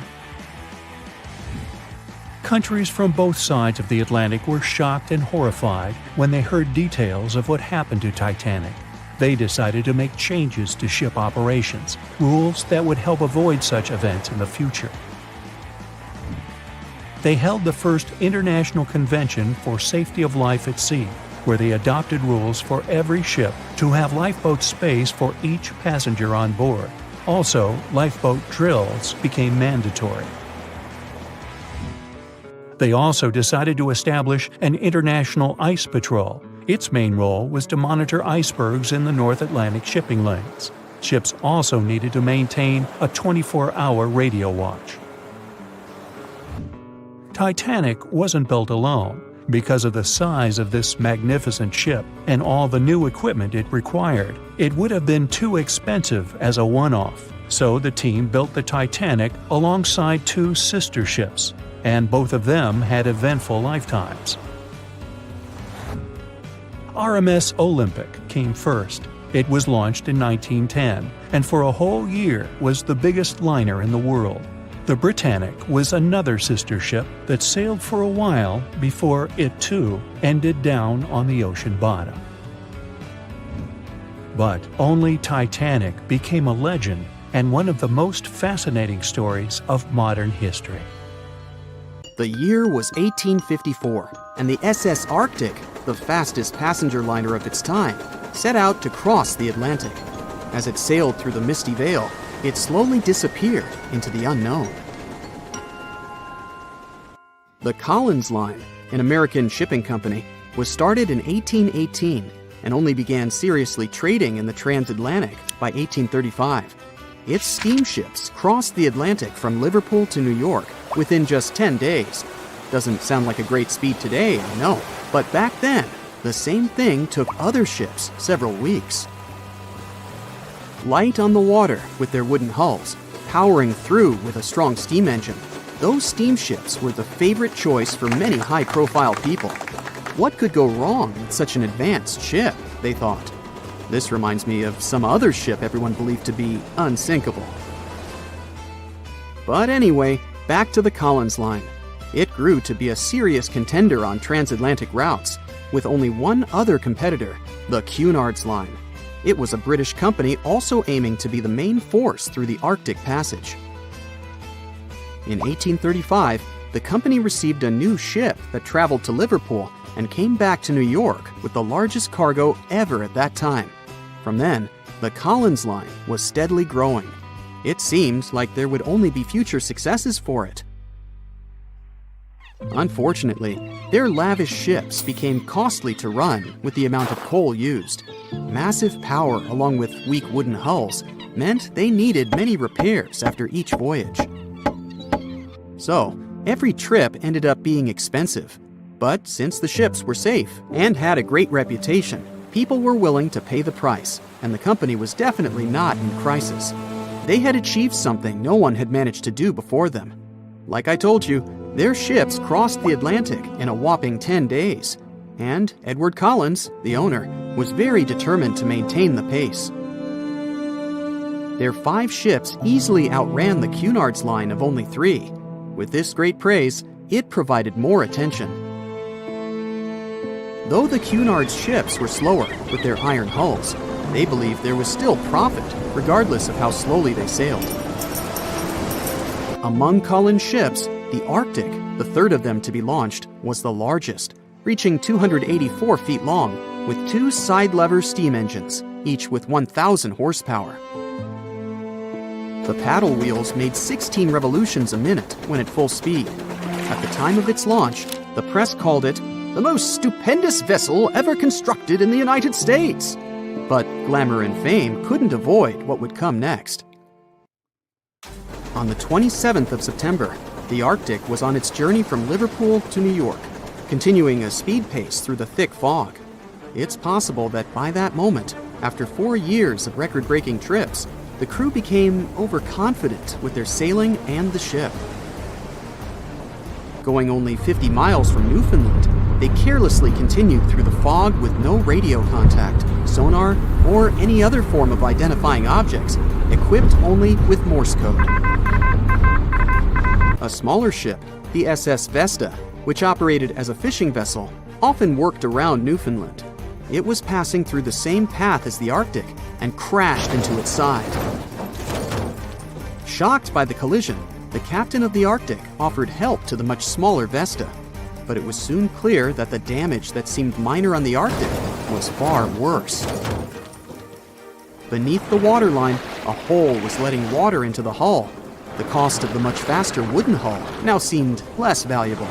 They steered toward land, trying to plug the holes, but they weren't doing so well, and the seawater continued to pour in, filling up higher and pushing the ship down.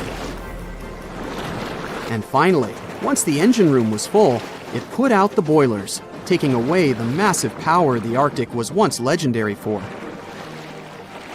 They moved slowly until coming to a complete stop. The ship continued to sink, and the order was to abandon it. At the time, maritime law allowed for the Arctic to carry only 6 lifeboats, only capable of saving 180 people. The crew and some of the passengers managed to push their way aboard and took most of the seats on those boats. Things were pretty wild, and everyone forgot about their manners, not letting the ladies and the youngest ones board first. It took 4 hours for the Arctic to sink. 150 crew and 250 passengers were on board. Those that weren't able to find a lifeboat made a desperate attempt to build their own rafts from parts of the ship. 2 days later, only 3 boats made it safely to the shore. The other 3 were never found. Believe it or not, the rescue party also saved some people that had been clinging to the wreckage for 2 days. Unlike the crew, the captain went down with the Arctic, but amazingly survived. He would be only one of 85 people that made it out of the 400 on board. When the news arrived 2 weeks later, the public responded with great sadness to the losses. Great anger soon followed towards the poor safety measures in the crew. The press published demands to change the laws for more lifeboats. It only made sense to have enough for every person on board a ship. But they ignored those requests. This neglect would lead to more disasters in the future. Enough lifeboats would only come into maritime law some 60 years later, after the disaster of the Titanic. Edward Cullen's wife and 2 children were also aboard the ship and didn't return. He was heartbroken, but didn't stop running his business. The Collins line still had a reputation to uphold, the biggest, fastest, and most luxurious on the Atlantic. Edward Collins would now build an even better ship than any other. It was named the Adriatic, and it was the largest ship in the world, 354 feet long. With 2 alternating steam engines that had never been built of this size. These steam engines at the time were at the height of engineering, though today you can only see them in models and toys. With the new addition of 2 masts, the Adriatic would also be able to sail if needed. Luckily, they made some lessons from the disaster of the Arctic. But before their new ship, the Adriatic, was built, another disaster had occurred. The sister ship of the Arctic had also sunk. They believed this second ship was desperate to stay in front of the Cunard's line and hit an iceberg somewhere during the race. This weird contest took the lives of 141 people. The desperation of Collins and his weakly built hulls pushed the company towards bankruptcy in 1858. The newly built Adriatic, costing over $1 million, had only made 1 voyage in the end. And even that voyage was considered a disaster. The ship collided with a tugboat. It still managed to finish its maiden voyage at a suitable time. After the company had gone bankrupt, they had to sell the ship for only $50,000.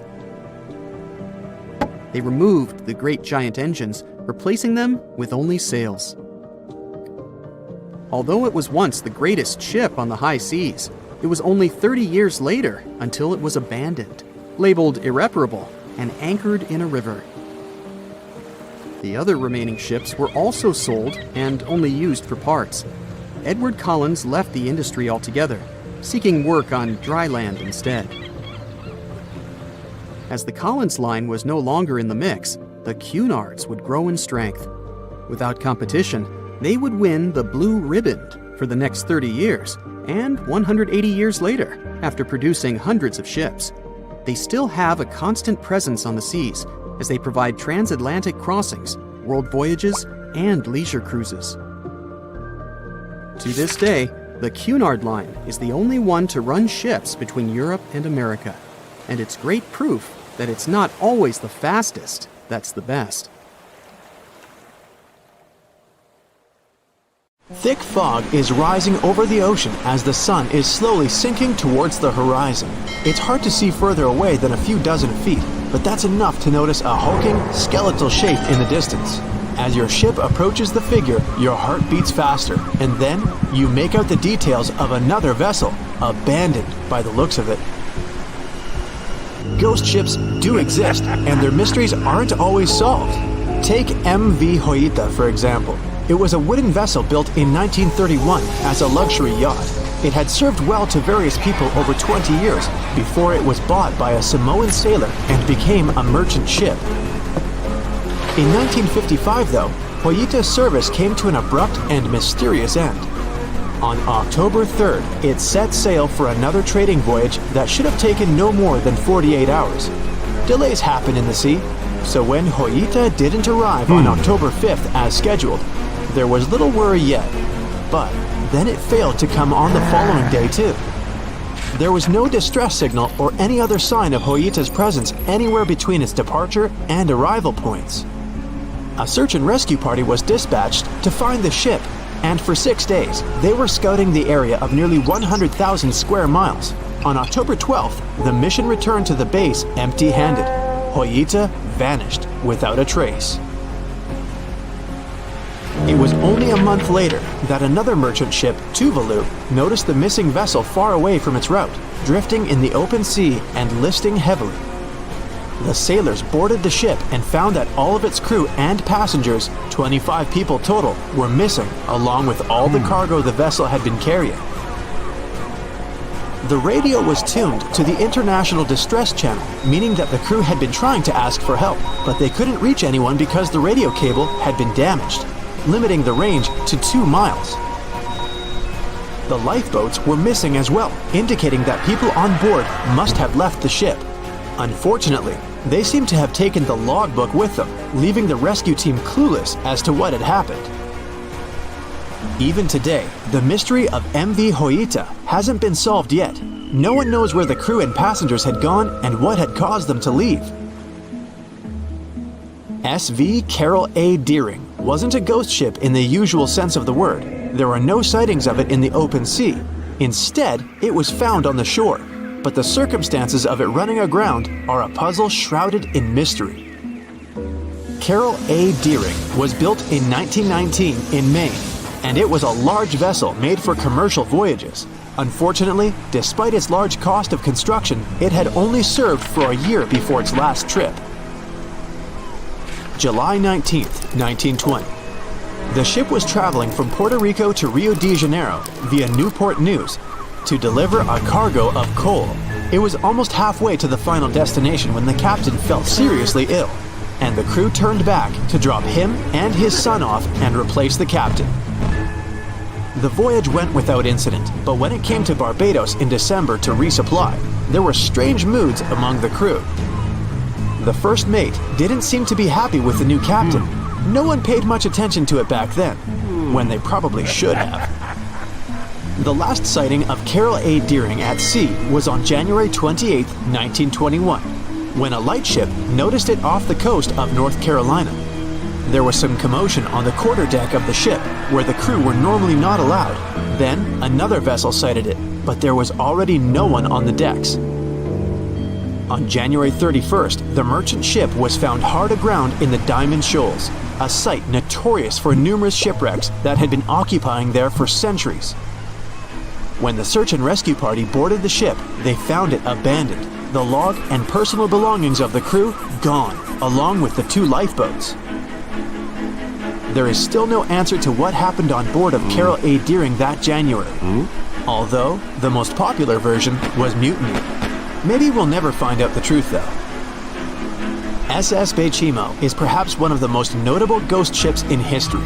This large cargo steamer was built in 1914 in Sweden and plodded its way dutifully over 16 years, trading provisions for pelts with native tribes of Alaska and Canada.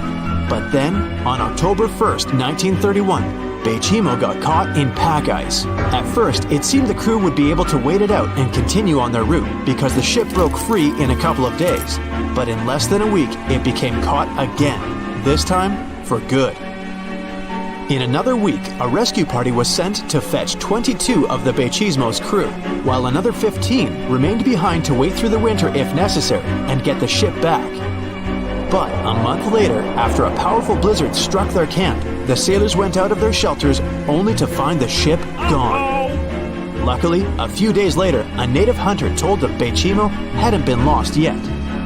He'd seen it about 45 miles from where they had been stationed. They managed to track it down, but decided the ship wouldn't survive the winter, so they took the most valuable cargo from its hold and abandoned it. They were wrong though. SS Bechimo did survive that winter, and many more that followed. When the ice broke, it sailed away on its own, drifting listlessly along the shores of Canada and Alaska. There were numerous sightings of the ghost ship, sometimes adrift in the open sea, and at other times stuck in the pack ice again. People attempted to board and salvage it, but weather conditions or lack of equipment always prevented them. SS Bechimo was last sighted by Native Alaskans in 1969, 38 years after its abandonment. What became of it later remains unknown. The story of SS Orang Medan is one of the most puzzling and harrowing ghost ship stories of the 20th century. No one even knows for sure if the ship even existed in the first place. It wasn't recorded in Lloyd's Shipping, the International Register of Ships, which makes it either a tall tale or a vessel that avoided being officially recognized for some shady reasons. In any case, the accounts as to what happened to the Medan vary. According to most reports, it was carrying some unknown cargo in the Indonesian waters when a distress call was received by another ship in the vicinity. The officer on duty heard an SOS message, but its contents are different depending on the accounts. The message did not repeat, and the crew of Medan didn't answer to any attempts to contact it back. The ship that received the distress call hurried to the rescue, but they only reached the vessel the following day, when it was already drifting and slightly listing. When the rescuers boarded the ship, they found that none of the crew had survived. However, one lifeboat was missing, which implied that there was at least one crew member who managed to escape. What happened to the rest of the people on board remains a mystery to this day. Still, there are no hard facts about this story, so we might never find out whether SS Orang Medan was actually a ship and not a thing of fiction. SV Zabrina was a 3-mast sailing barge built in 1873 for river trade ships in South America. She served for well over 4 decades, proving to be a sturdy and reliable ship. It was later transferred to Europe, where it continued serving its purpose well. But then, in October 1917, Zabrina set sail on a regular voyage only to be found ashore several days later. Mysteriously, although the ship was perfectly intact, the entire crew of 5 and the captain were gone. There is no direct evidence or hard facts as to what really happened that day. The most convincing theory is that the crew were washed away from the deck because of an underwater explosion. And then the ship sailed ahead without them. But the truth, as always, remains unknown. April 1912 marked one of the most terrible tragedies in the history of the world. The most unsinkable vessel, the pinnacle of engineering at that time, the huge Titanic, sank. On that dark, moonless night, the ship had many chances to save its passengers. There was another ship just a few miles away that could have saved the Titanic, but it didn't. It wasn't a phantom ship, and it's not some legend or a theory. This is a documented reality. There are records and witnesses' statements confirming this. But why didn't this ship help? Let's find out what happened that night by looking at these events from 3 different points of view. Let's start with the Titanic version. 11:30 p.m. The moon hides behind black clouds. Visibility is bad. Everything is calm on the Titanic. Under the captain's guidance, the communications operator stays in touch with the mainland through the radio. At this moment, some stranger breaks into the frequency, interrupting the operator's communication. It's unclear what this strange man wants and what he's talking about. The operator doesn't try to figure it out. He shouts at the guy, demanding him to disconnect. The connection is interrupted. At 11:40 p.m., the Titanic crashes into an iceberg. The ice breaks the hull. Water begins to flood the lower decks. Nobody is panicking yet. 20 minutes later, at midnight, the ship's crew sends a distress signal through the radio frequency. Few people understand how bad the situation really is. After 20 minutes, at 12:20 a.m., they start lowering lifeboats with passengers. At 12:25 a.m., they receive a response to the distress signal. This is RMS Carpathia. Their captain reports they're already sailing at maximum speed towards the Titanic. But the problem is that the crash site is 58 miles away. This means Carpathia will only be here in 4 hours. At 12:45 a.m., the sinking ship's crew release rockets into the air.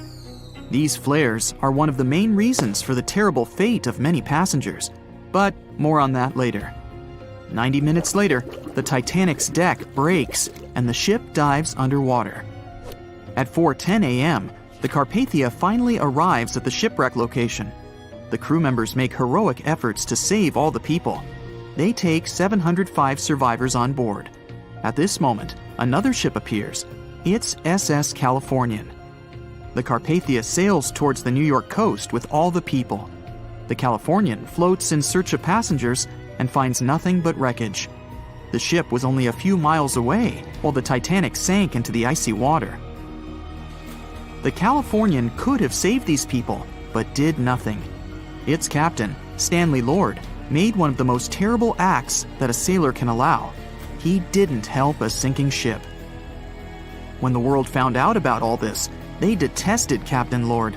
They couldn't bring charges against him, and the trial didn't punish him. But his career was ruined entirely, as no other ship company would hire him. Despite this, he never confessed he had been guilty. Before he passed away, the captain said it hadn't been his fault. If this was true, then what happened there? This brings us to the Californian version.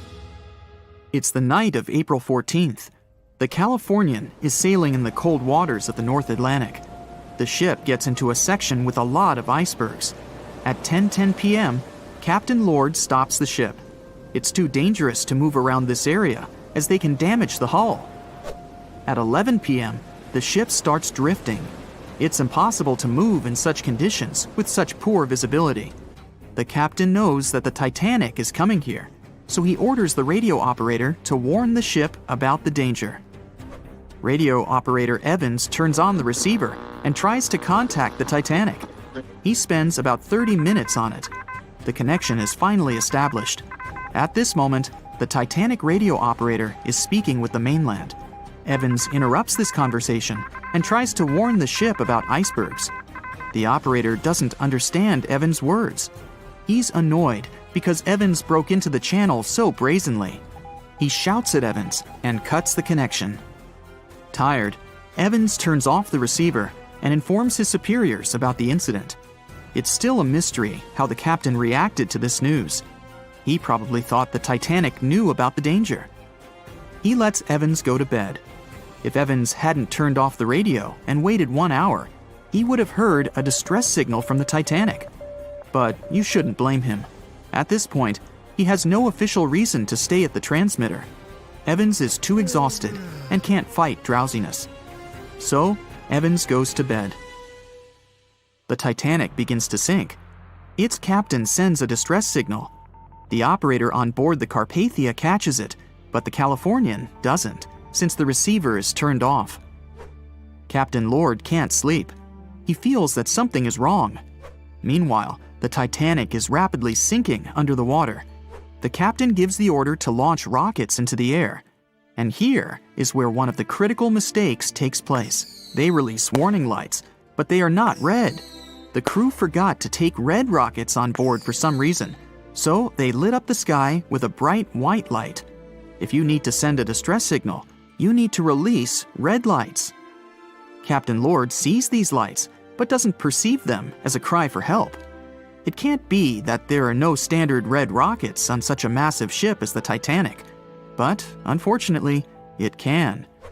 Captain Lord thinks the Titanic is sailing away. Perhaps there is some unknown reason behind those white lights, but he doesn't really know. So, Captain Lord has no idea that the Titanic is sinking. He still decides to contact the ship, but this time, not through radio communication. Captain Lord doesn't wake up the radio operator and sends a signal to the Titanic through a signal lamp. It's important to understand that many old-school captains didn't take radio communication seriously. They didn't understand the value of this technology. That's why Captain Lord doesn't wake up Evans. He sends light signals, but the Titanic doesn't respond. Many survivors later mentioned seeing the flashing lights of the Californian, but there was nothing they could have done. The ship's crew doesn't hear their cries for help. At 2:20 a.m., the Titanic completely goes underwater. A little more than 2 hours later, radio operator Evans wakes up and turns the transmitter on. He hears many rescuers talking about the sunken ship. Evans understands everything. He reports this to the captain. At that moment, the Californian immediately heads to the wreck site. They meet Carpathia there. With the survivors on board, it sails towards New York. The Californian stays sailing and looking for people. They find nothing but wreckage. The Californian returns to the mainland. The news about the ship that could have saved the Titanic is spreading all over the country. The trial begins. Captain Stanley Lord and the crew tell their version. They say their ship had been standing still. Many people don't believe them, and some of the surviving passengers claim to have seen the Californian sailing by. Still, the judge declares them innocent. 1962. Captain Stanley Lord is a very old man. He calls a notary to confess something. The captain makes his last remark about this case. He swears he's not guilty. But if it wasn't the Californian sailing past the Titanic at that moment, then what? The Samson theory could answer that question for us. The sealing ship Samson is sailing in the cold waters of the North Atlantic. The crew aren't sleeping. They carefully study the surroundings, but not because they're afraid of icebergs. They're scared of meeting with the U.S. Coast Guard. The Samson ship's crew catch seals, which is illegal. At 12:45 a.m., Samson's captain sees white signal rockets. The team is sure it's the Coast Guard. They turn off the lights and sail away. It's dark, so they don't notice the sinking Titanic. They return to the coast of Iceland and hear about the disaster. They realize they have abandoned the drowning passengers. The nephew of one of Samson's crew members reads about this story in his uncle's diary. The nephew asks for permission to publish these recordings. All the people realize that Captain Lord wasn't guilty, but unfortunately, he didn't live to see this moment. Actually, it's still unknown who is guilty in this story. 2 ships were nearby the Titanic. Their captains were adequate people. They would have helped save all the passengers. Their fault was that they couldn't understand what the Titanic wanted on that dark night. Someone forgot to put red flares in the box. This small but fatal detail was one of the leading causes of the tragedy. The night was dark and scary. A few hundred people were sitting in lifeboats, not knowing what would happen next or what their lives would look like from that moment on. All they knew was the giant ship they had been sailing on just a couple of hours earlier disappeared in front of their eyes. They were alone, waiting for help. Is anyone even coming? They had no idea if the rest of the ships that were traveling relatively close to them had heard their call for help. There was nothing else to do but wait. The Titanic, an iceberg, and one night, April 14th, 1912. It's one of the most famous stories from modern history that everyone talks about, even now, more than 100 years later. The 16 lifeboats on board could only accommodate a little more than 50%, 1,178 people, of the total number of passengers that were on board. And many of them were still half empty. In one of them, there was a little 2-month-old girl, Milvina Dean, the youngest passenger on board the giant ship. Her parents had decided to leave England because they wanted to build a better life in the United States. Her father had some family in Kansas, and he hoped they could start their own business there. The Dean family didn't actually choose to be on board this giant legendary liner, but because of a coal strike, they got transferred there, so they boarded it at Southampton as third-class passengers. Milvina's father felt when their ship hit the iceberg on that cold and seemingly peaceful night. He immediately went up to investigate. When he saw that people were panicking and that the crew members were giving warnings on the actual danger of the situation, he rushed to their cabin to find his wife. He told her to dress the children and quickly go up on deck. The crew members gave the order to get the lifeboats ready and start transferring women and children there first. It was a chance for at least some family members to get to safety. Milvina, her mother, and her brother got in Lifeboat 10. They were among the first off the liner out of the 706 crew members and passengers who managed to escape the sinking ship. Later, the liner called Carpathia heard their call for help, came for the passengers, and took them to New York. Her father, unfortunately, stayed behind them and didn't manage to save himself. Milvina grew up in Ashurst, England, which wasn't far from where she set sail on the ship. She spent her life working as a secretary and an assistant in small businesses in Southampton. She never married. Milvina always used to say she never spoke about the whole Titanic thing because she remembered nothing about it, so she didn't want people to think she was just drawing attention to herself. But in 1985, a French-American team got together and located the wreck of the Titanic. It was around 370 miles east of Mistaken Point, Newfoundland, in water that was more than 2 miles deep. That's when they confirmed the ship split in two. For decades, people believed the ship sank in one piece. They thought the only significant damage was the damage the hull got from its contact with the iceberg.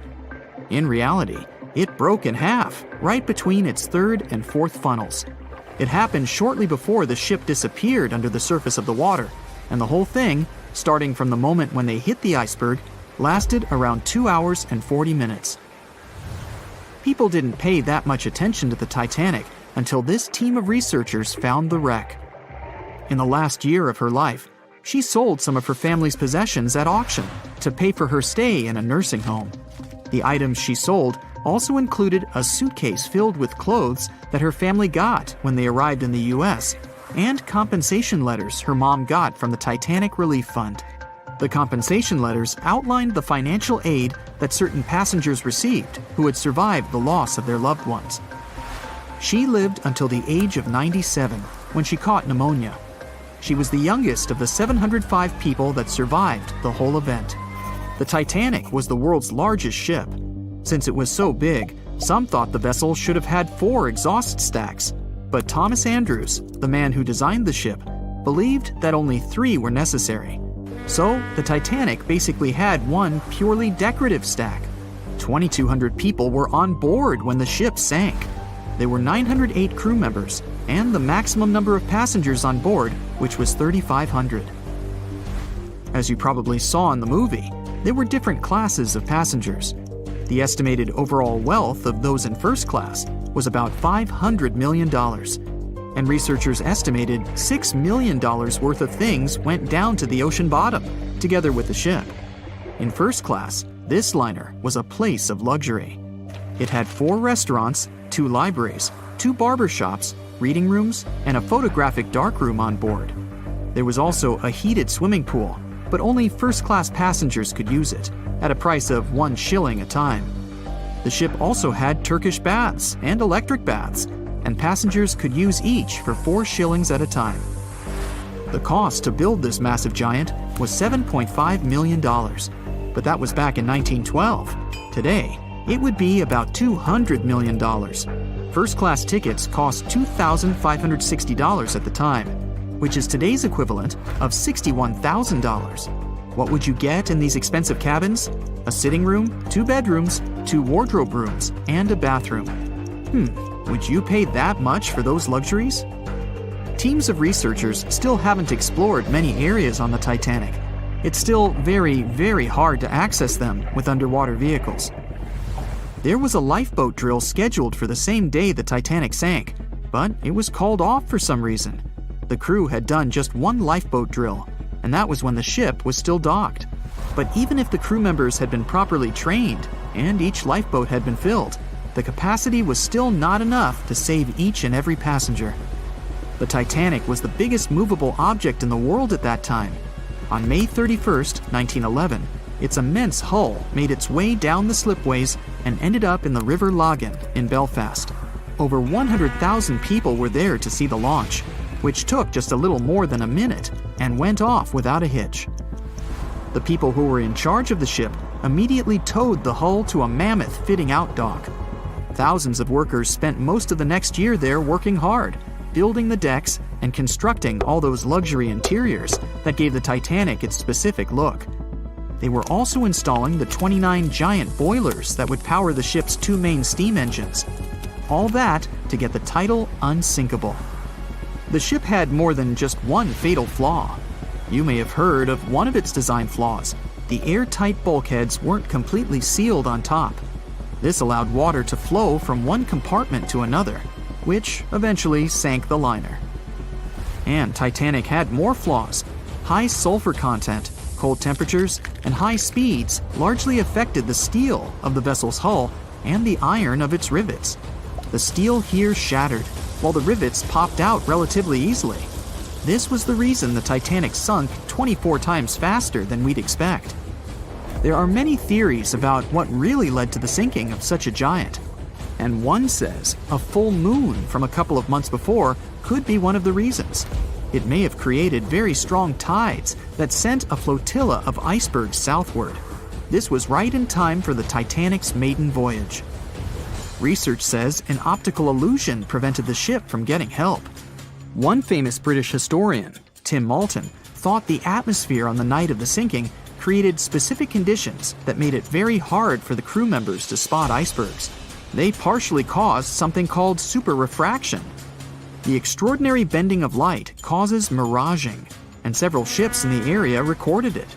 Not only did this prevent the crew from seeing the troublesome iceberg in time, but it also stopped one of the ships that could have offered help from identifying the call for help and communicating with the Titanic crew. Also, some say the ship was traveling too fast. From the start, they blamed the skipper for sailing such a big liner at such a high speed, 22 knots, through the cold and unpredictable waters of the North Atlantic, which was full of hidden icebergs. So in 2017, over 25 million people boarded cruise ships all over the world. Now, if you're keeping count, that's more than the total population of Greece. It's become America's favorite choice when it comes to going on vacation. It's easy to see why hopping aboard a cruise ship becomes more popular each year. Heading out on a cruise is also coming back in style with newer generations.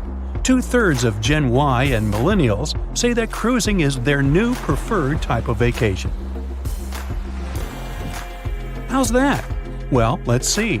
It's easy to plan in advance. On board, you can find activities for all family members, and you get a chance to visit several different destinations in one trip. An added bonus of booking a cruise? You can sample various places for a future time off. The entertainment on board is often top-notch, providing passengers with an added taste of luxury. And the amenities and accommodations are generally very reliable. Not to mention that it gives tourists that feeling of actually getting away from everything that people strive for while out of the office. Royal Caribbean International is one of the largest cruise lines in the world, with just over 19% of the cruise market as of 2018. Its current fleet is divided into many different classes of ships, including the Voyager class, Radiance, and Quantum.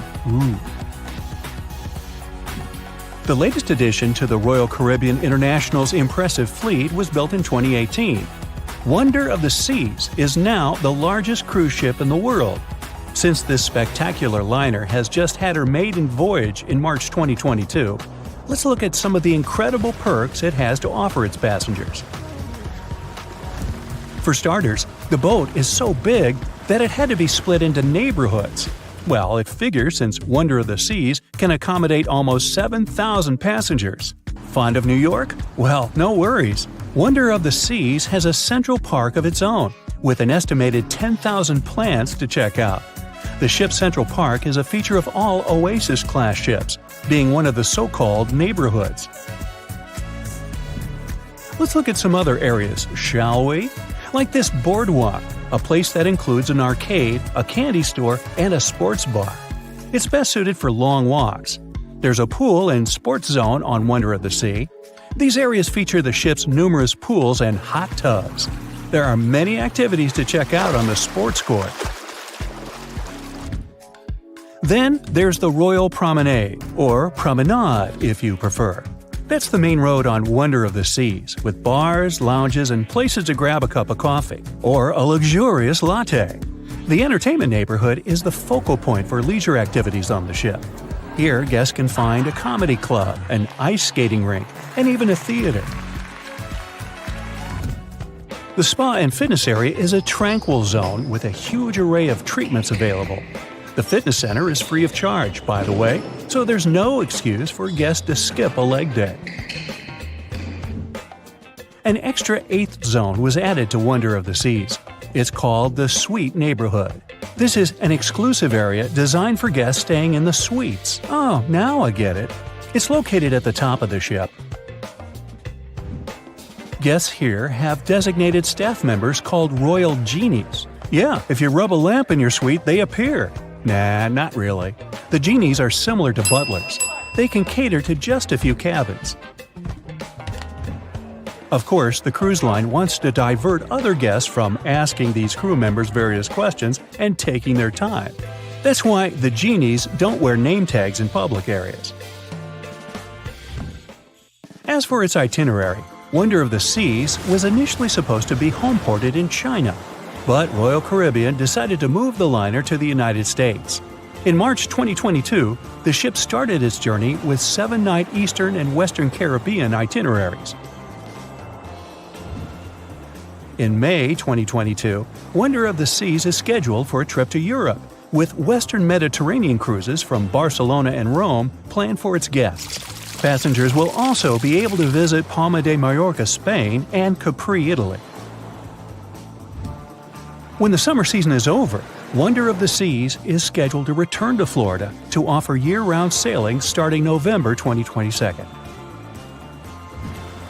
And by the way, there is no truth to the rumor that a special cruise only for highly allergic and hay fever sufferers will be called the Wonder of the Sneeze. Nope, not at all.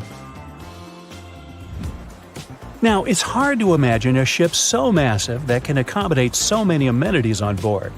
For example, the Titanic was the largest ship of its time, measuring 882 feet in length. And Wonder of the Seas is not only 1,188 feet long, it's also 36% taller and 34% wider. Speaking of lifeboats, which I am about to, Titanic had a mere 20 lifeboats on board, which was tragically not enough to fit all the passengers after the ship hit the iceberg. But Wonder of the Seas has an even smaller number of lifeboats, 18 to be precise. Sounds weird and dangerous? Well, not really, given that each of these lifeboats can accommodate up to 370 people. It means that all the passengers and crew members, an estimated 8,000 people if fully booked, are going to be safe in case of an emergency. If we could somehow have a race between the two ships, well, Titanic was in fact the faster ship out of the two, beating Wonder of the Seas by 1 knot per hour. Cruise ship passengers today are more interested in the experience rather than the speed of the boat itself. That's why how fast a ship can travel is not an extremely important aspect nowadays. In terms of costs, Titanic cost around $7.5 million at the time of its construction.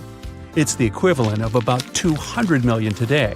How about Wonder of the Seas? Well, it cost a staggering $1.35 billion to build, making it 6 times more expensive than the Titanic. How about we compare ticket prices? Well, in this case, the least expensive ticket on Titanic was £7. It's about $1,000 today. The cheapest ticket on Wonder of the Seas is currently $423, but prices may vary depending on the location, season, itinerary, and how much you tip your Royal Genie. And I know you were going to ask, how about icebergs? Well, Titanic steamed in the frigid North Atlantic, where you had to be on the lookout for those. Wonder of the Seas will be cruising the balmy Caribbean, where the worst thing you can hit on is 17 and blackjack. Oops, busted. Anyway, set side by side with its other sisters from the Royal Caribbean fleet, Wonder of the Seas is equally as impressive.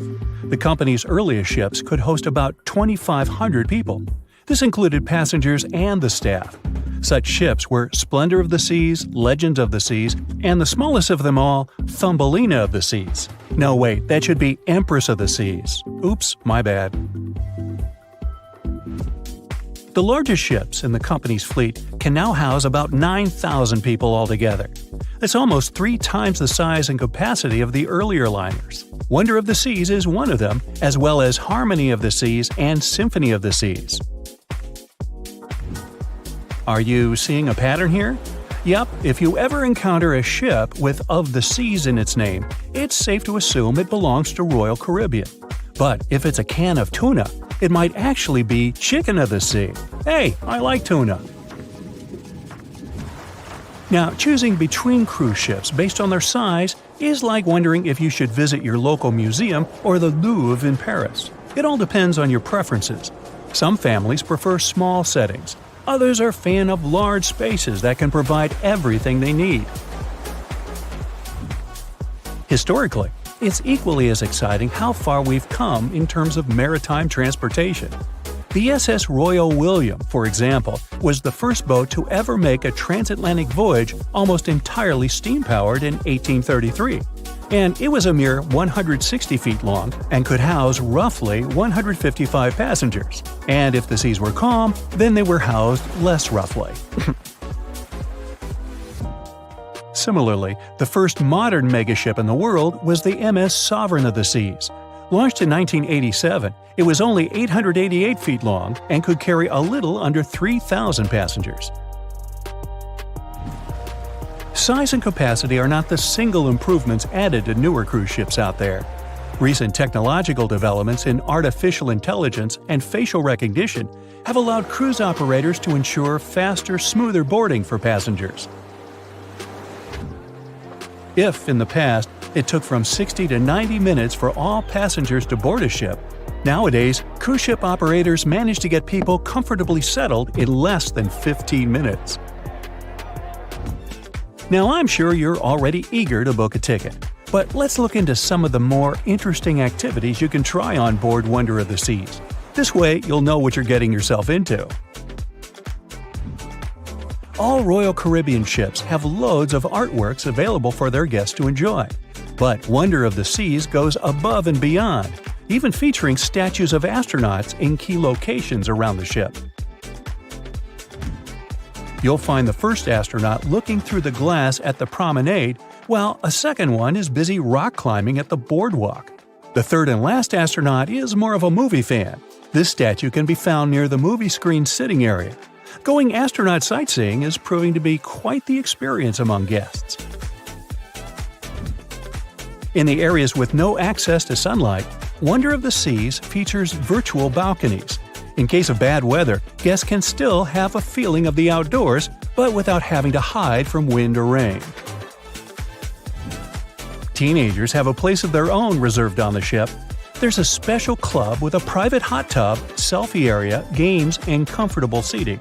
The inside part of this club features a vending machine, an interesting collection of literature, and tables for foosball. Well, sign me up. Meet Arthur John Priest. No, he isn't famous for being a painter or for discovering some long-lost treasure. He didn't invent some cool gadget or break any world records. No, Arthur John Priest is famous simply for being unsinkable. Proving one can be both lucky and unlucky at the same time, Priest was involved in, and survived, several mishaps at sea, including the fateful maiden voyage of the Titanic. Priest was not a rich man interested in sailing for pleasure. He was part of the working class, employed as a stoker or fireman, stuck for hours within the hot bowels of large steam-powered vessels. His job was dirty and difficult. He was responsible for keeping the furnaces lit, feeding them coal to ensure enough steam was produced for the engines to work. He had to be careful about not overheating the system or setting fire to the whole ship. The furnaces had to be carefully watched and constantly fed. He breathed it all in a while, working and fighting with the sweat and the dirt. He would often work shirtless because of the heat and was always covered in black coal dust. And when he finally had a break, his shared living quarters were nearby in the same part of the ship. He must have been good at his job, though, because he had no trouble finding work. But wherever he went, bad luck seemed to follow. The first incident was a mild one.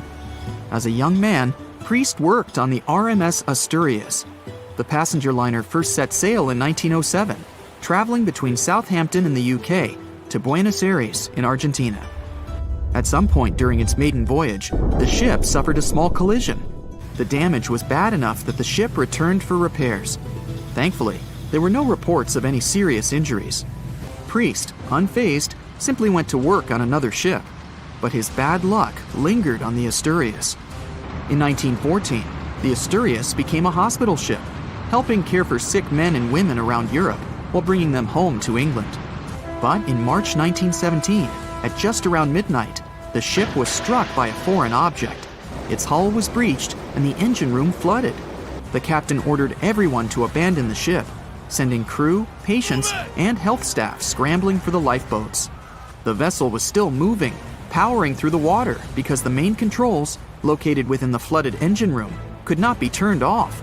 The captain refused to leave the ship while people were still trying to escape. He was able to aim the Asturias towards Bolt Head, where it finally hit land and couldn't sink. The remaining lifeboats were lowered and the final survivors made it to safety. When they studied the damage on the ship later, the Asturias was declared a total write-off. It might be hard to pin this particular disaster on Priest. After all, he wasn't even on the ship at the time. But it seemed that many of the ships on which he served were destined for trouble. His bad luck followed him to his next job on the RMS Olympic, a massive ocean liner. The Olympic was big. In fact, it had been designed and built as part of the fleet that included the Titanic. But with size came sacrifice. The Olympic was great at moving in one direction, but very difficult to handle when it needed to turn. It was September 1911. The Olympic was trying to alter its course.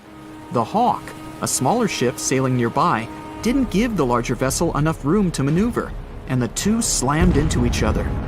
Because the Hawk was engineered to deal with potential confrontations when out at sea, its reinforced bow tore through the Olympic.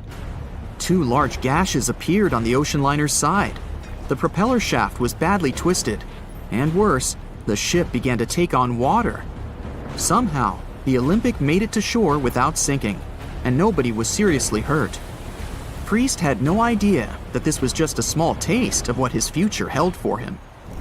He next found employment on a brand new ship, a better ship, an unsinkable marvel that was said to be the biggest vessel to have ever been built. Yes, he was going to work on the Titanic. And what a job!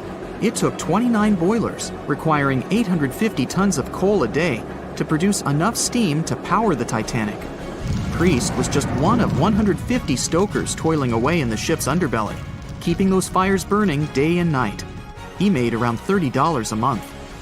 But on April 14, 1912, he would find himself flung from a world of extreme heat to one of blistering cold. At approximately 11:35 p.m., the crew spotted an iceberg. The Titanic tried to avoid it, but the alarm had been sounded too late. 5 minutes later, the two collided. The iceberg tore through the hull, and the once watertight compartments inside were badly ruptured. As the cold Atlantic water flooded in, the ship began to sink. Distress signals were sent, but the closest ship, the Carpathia, was over 3 hours away. In the dark of night and stuck in the middle of nowhere, the crew and passengers panicked. Those who could scrambled for the lifeboats. Others jumped into the icy waters. In total, only 706 survived that terrible night. Priest, at the time of the collision, was down in the ship's lower quarters. He was on break, relaxing from a hard day of work. And as the ship went down, so did his chances of survival. He and his fellow workers were in the most dangerous position on the ship. They had to make their way through a maze of corridors and gangways, some of which were flooded, in a mad dash to the deck. And then they faced the frigid water, jumping in and desperately swimming to safety. The ocean was so cold that Priest even suffered frostbite before finding his way onto a lifeboat. He was one of only 44 stokers to survive that night. After an experience like that, most of us would never set foot on a boat again. But Priest had to work. His next job also ended in disaster. He was offered employment on the HMS Alcantara. It went down in 1916, and Priest was again one of the few to make it to safety. He was badly wounded in the process. But he kept pressing his luck. and his next job as a stoker may have felt eerily familiar.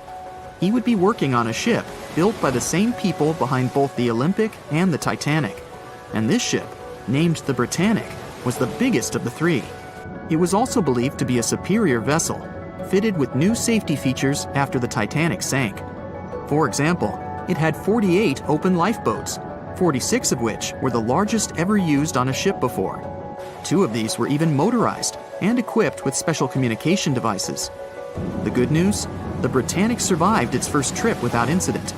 It was already doing better than the Titanic ever did.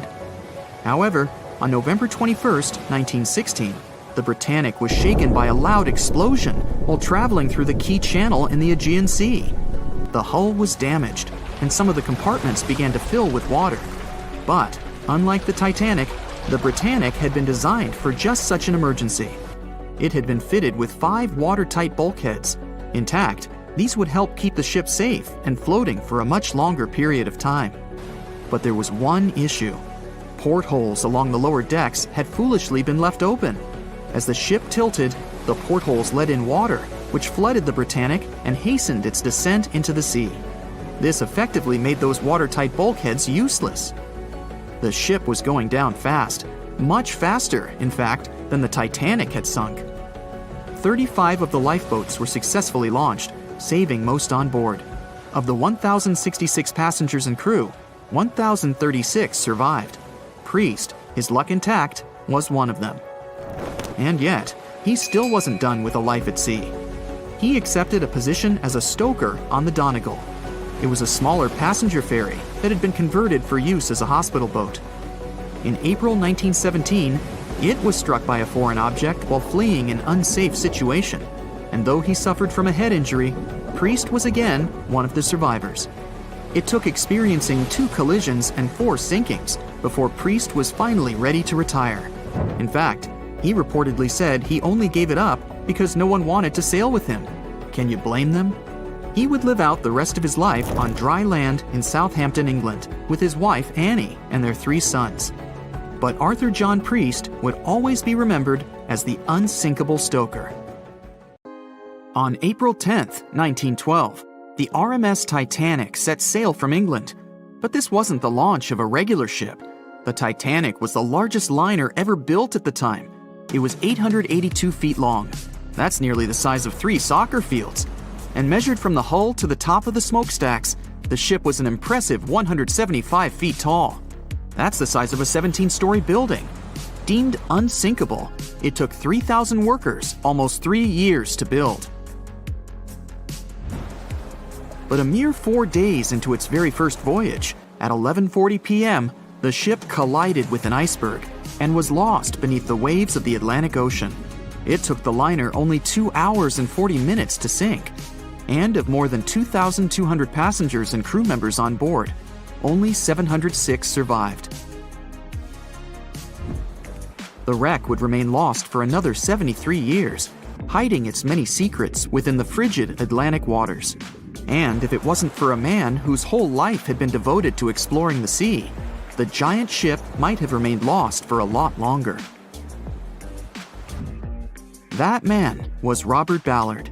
As a child, Ballard was obsessed with the ocean. This fascination started when he was just 12 years old. That's when he watched a film adaptation of Jules Verne's science fiction novel, 20,000 Leagues Under the Sea. It had everything to spark a young person's imagination, from adventure and strange creatures to a powerful underwater vehicle called the Nautilus. It could travel anywhere in the world you wanted to go. From that moment, life on dry land was no longer in Ballard's future. When he was 23, he was assigned to the Deep Submergence Group. There, he helped develop techniques to search the ocean floor. His biggest accomplishment was the creation of Alvin. It was a small, easy-to-maneuver submarine that could carry 3 people. It also featured an external mechanical arm designed to gather underwater samples while the crew remained safe and dry inside. Alvin the submarine quickly proved useful for a variety of tasks. For example, once it was used to track down an aircraft that had crashed into the sea. but the vessel experienced a series of setbacks. In one case, it was attacked by a swordfish, which caused the submarine to resurface quickly. The swordfish, still stuck in the outer skin of the submarine, became that night's dinner. And in October 1968, the submarine was being lowered into the water when the cables holding it snapped, sending it careening into the ocean along with 3 crew members on board. And because the small vessel was still open, it immediately filled with water and quickly began to sink. Luckily, the crew managed to escape, but Alvin was gone. Bad weather hampered multiple attempts to recover the vessel. It wasn't until the following year that it was finally returned to the surface. In time, Alvin would be improved. Its hull would be strengthened by titanium, giving it a higher depth rating, thus making it even better suited for ocean exploration. The specialized submarine would come in handy in many of Ballard's 100-plus expeditions. The man was one of the first to explore an underwater mountain chain called the Mid-Atlantic Ridge in the Atlantic Ocean. And when he found thermal vents in the Galapagos Rift in the late 70s, he also helped discover and document the process of chemosynthesis. That's a complicated chemical synthesis of food energy by bacteria. But his biggest discovery was still to come. Ballard claimed he'd never been a Titanic fanatic, but he eventually became obsessed with finding the ship after watching other explorers try and fail.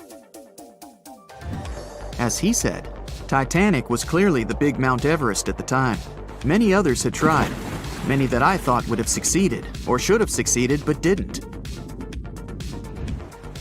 Ballard began thinking about finding the ship as early as 1973, and 4 years later, he actually made an attempt. He used the deep-sea salvage vessel Sea Probe, which was a drill ship equipped with cameras and sonar. But he was forced to give up when the drilling pipe broke. It just wasn't his time.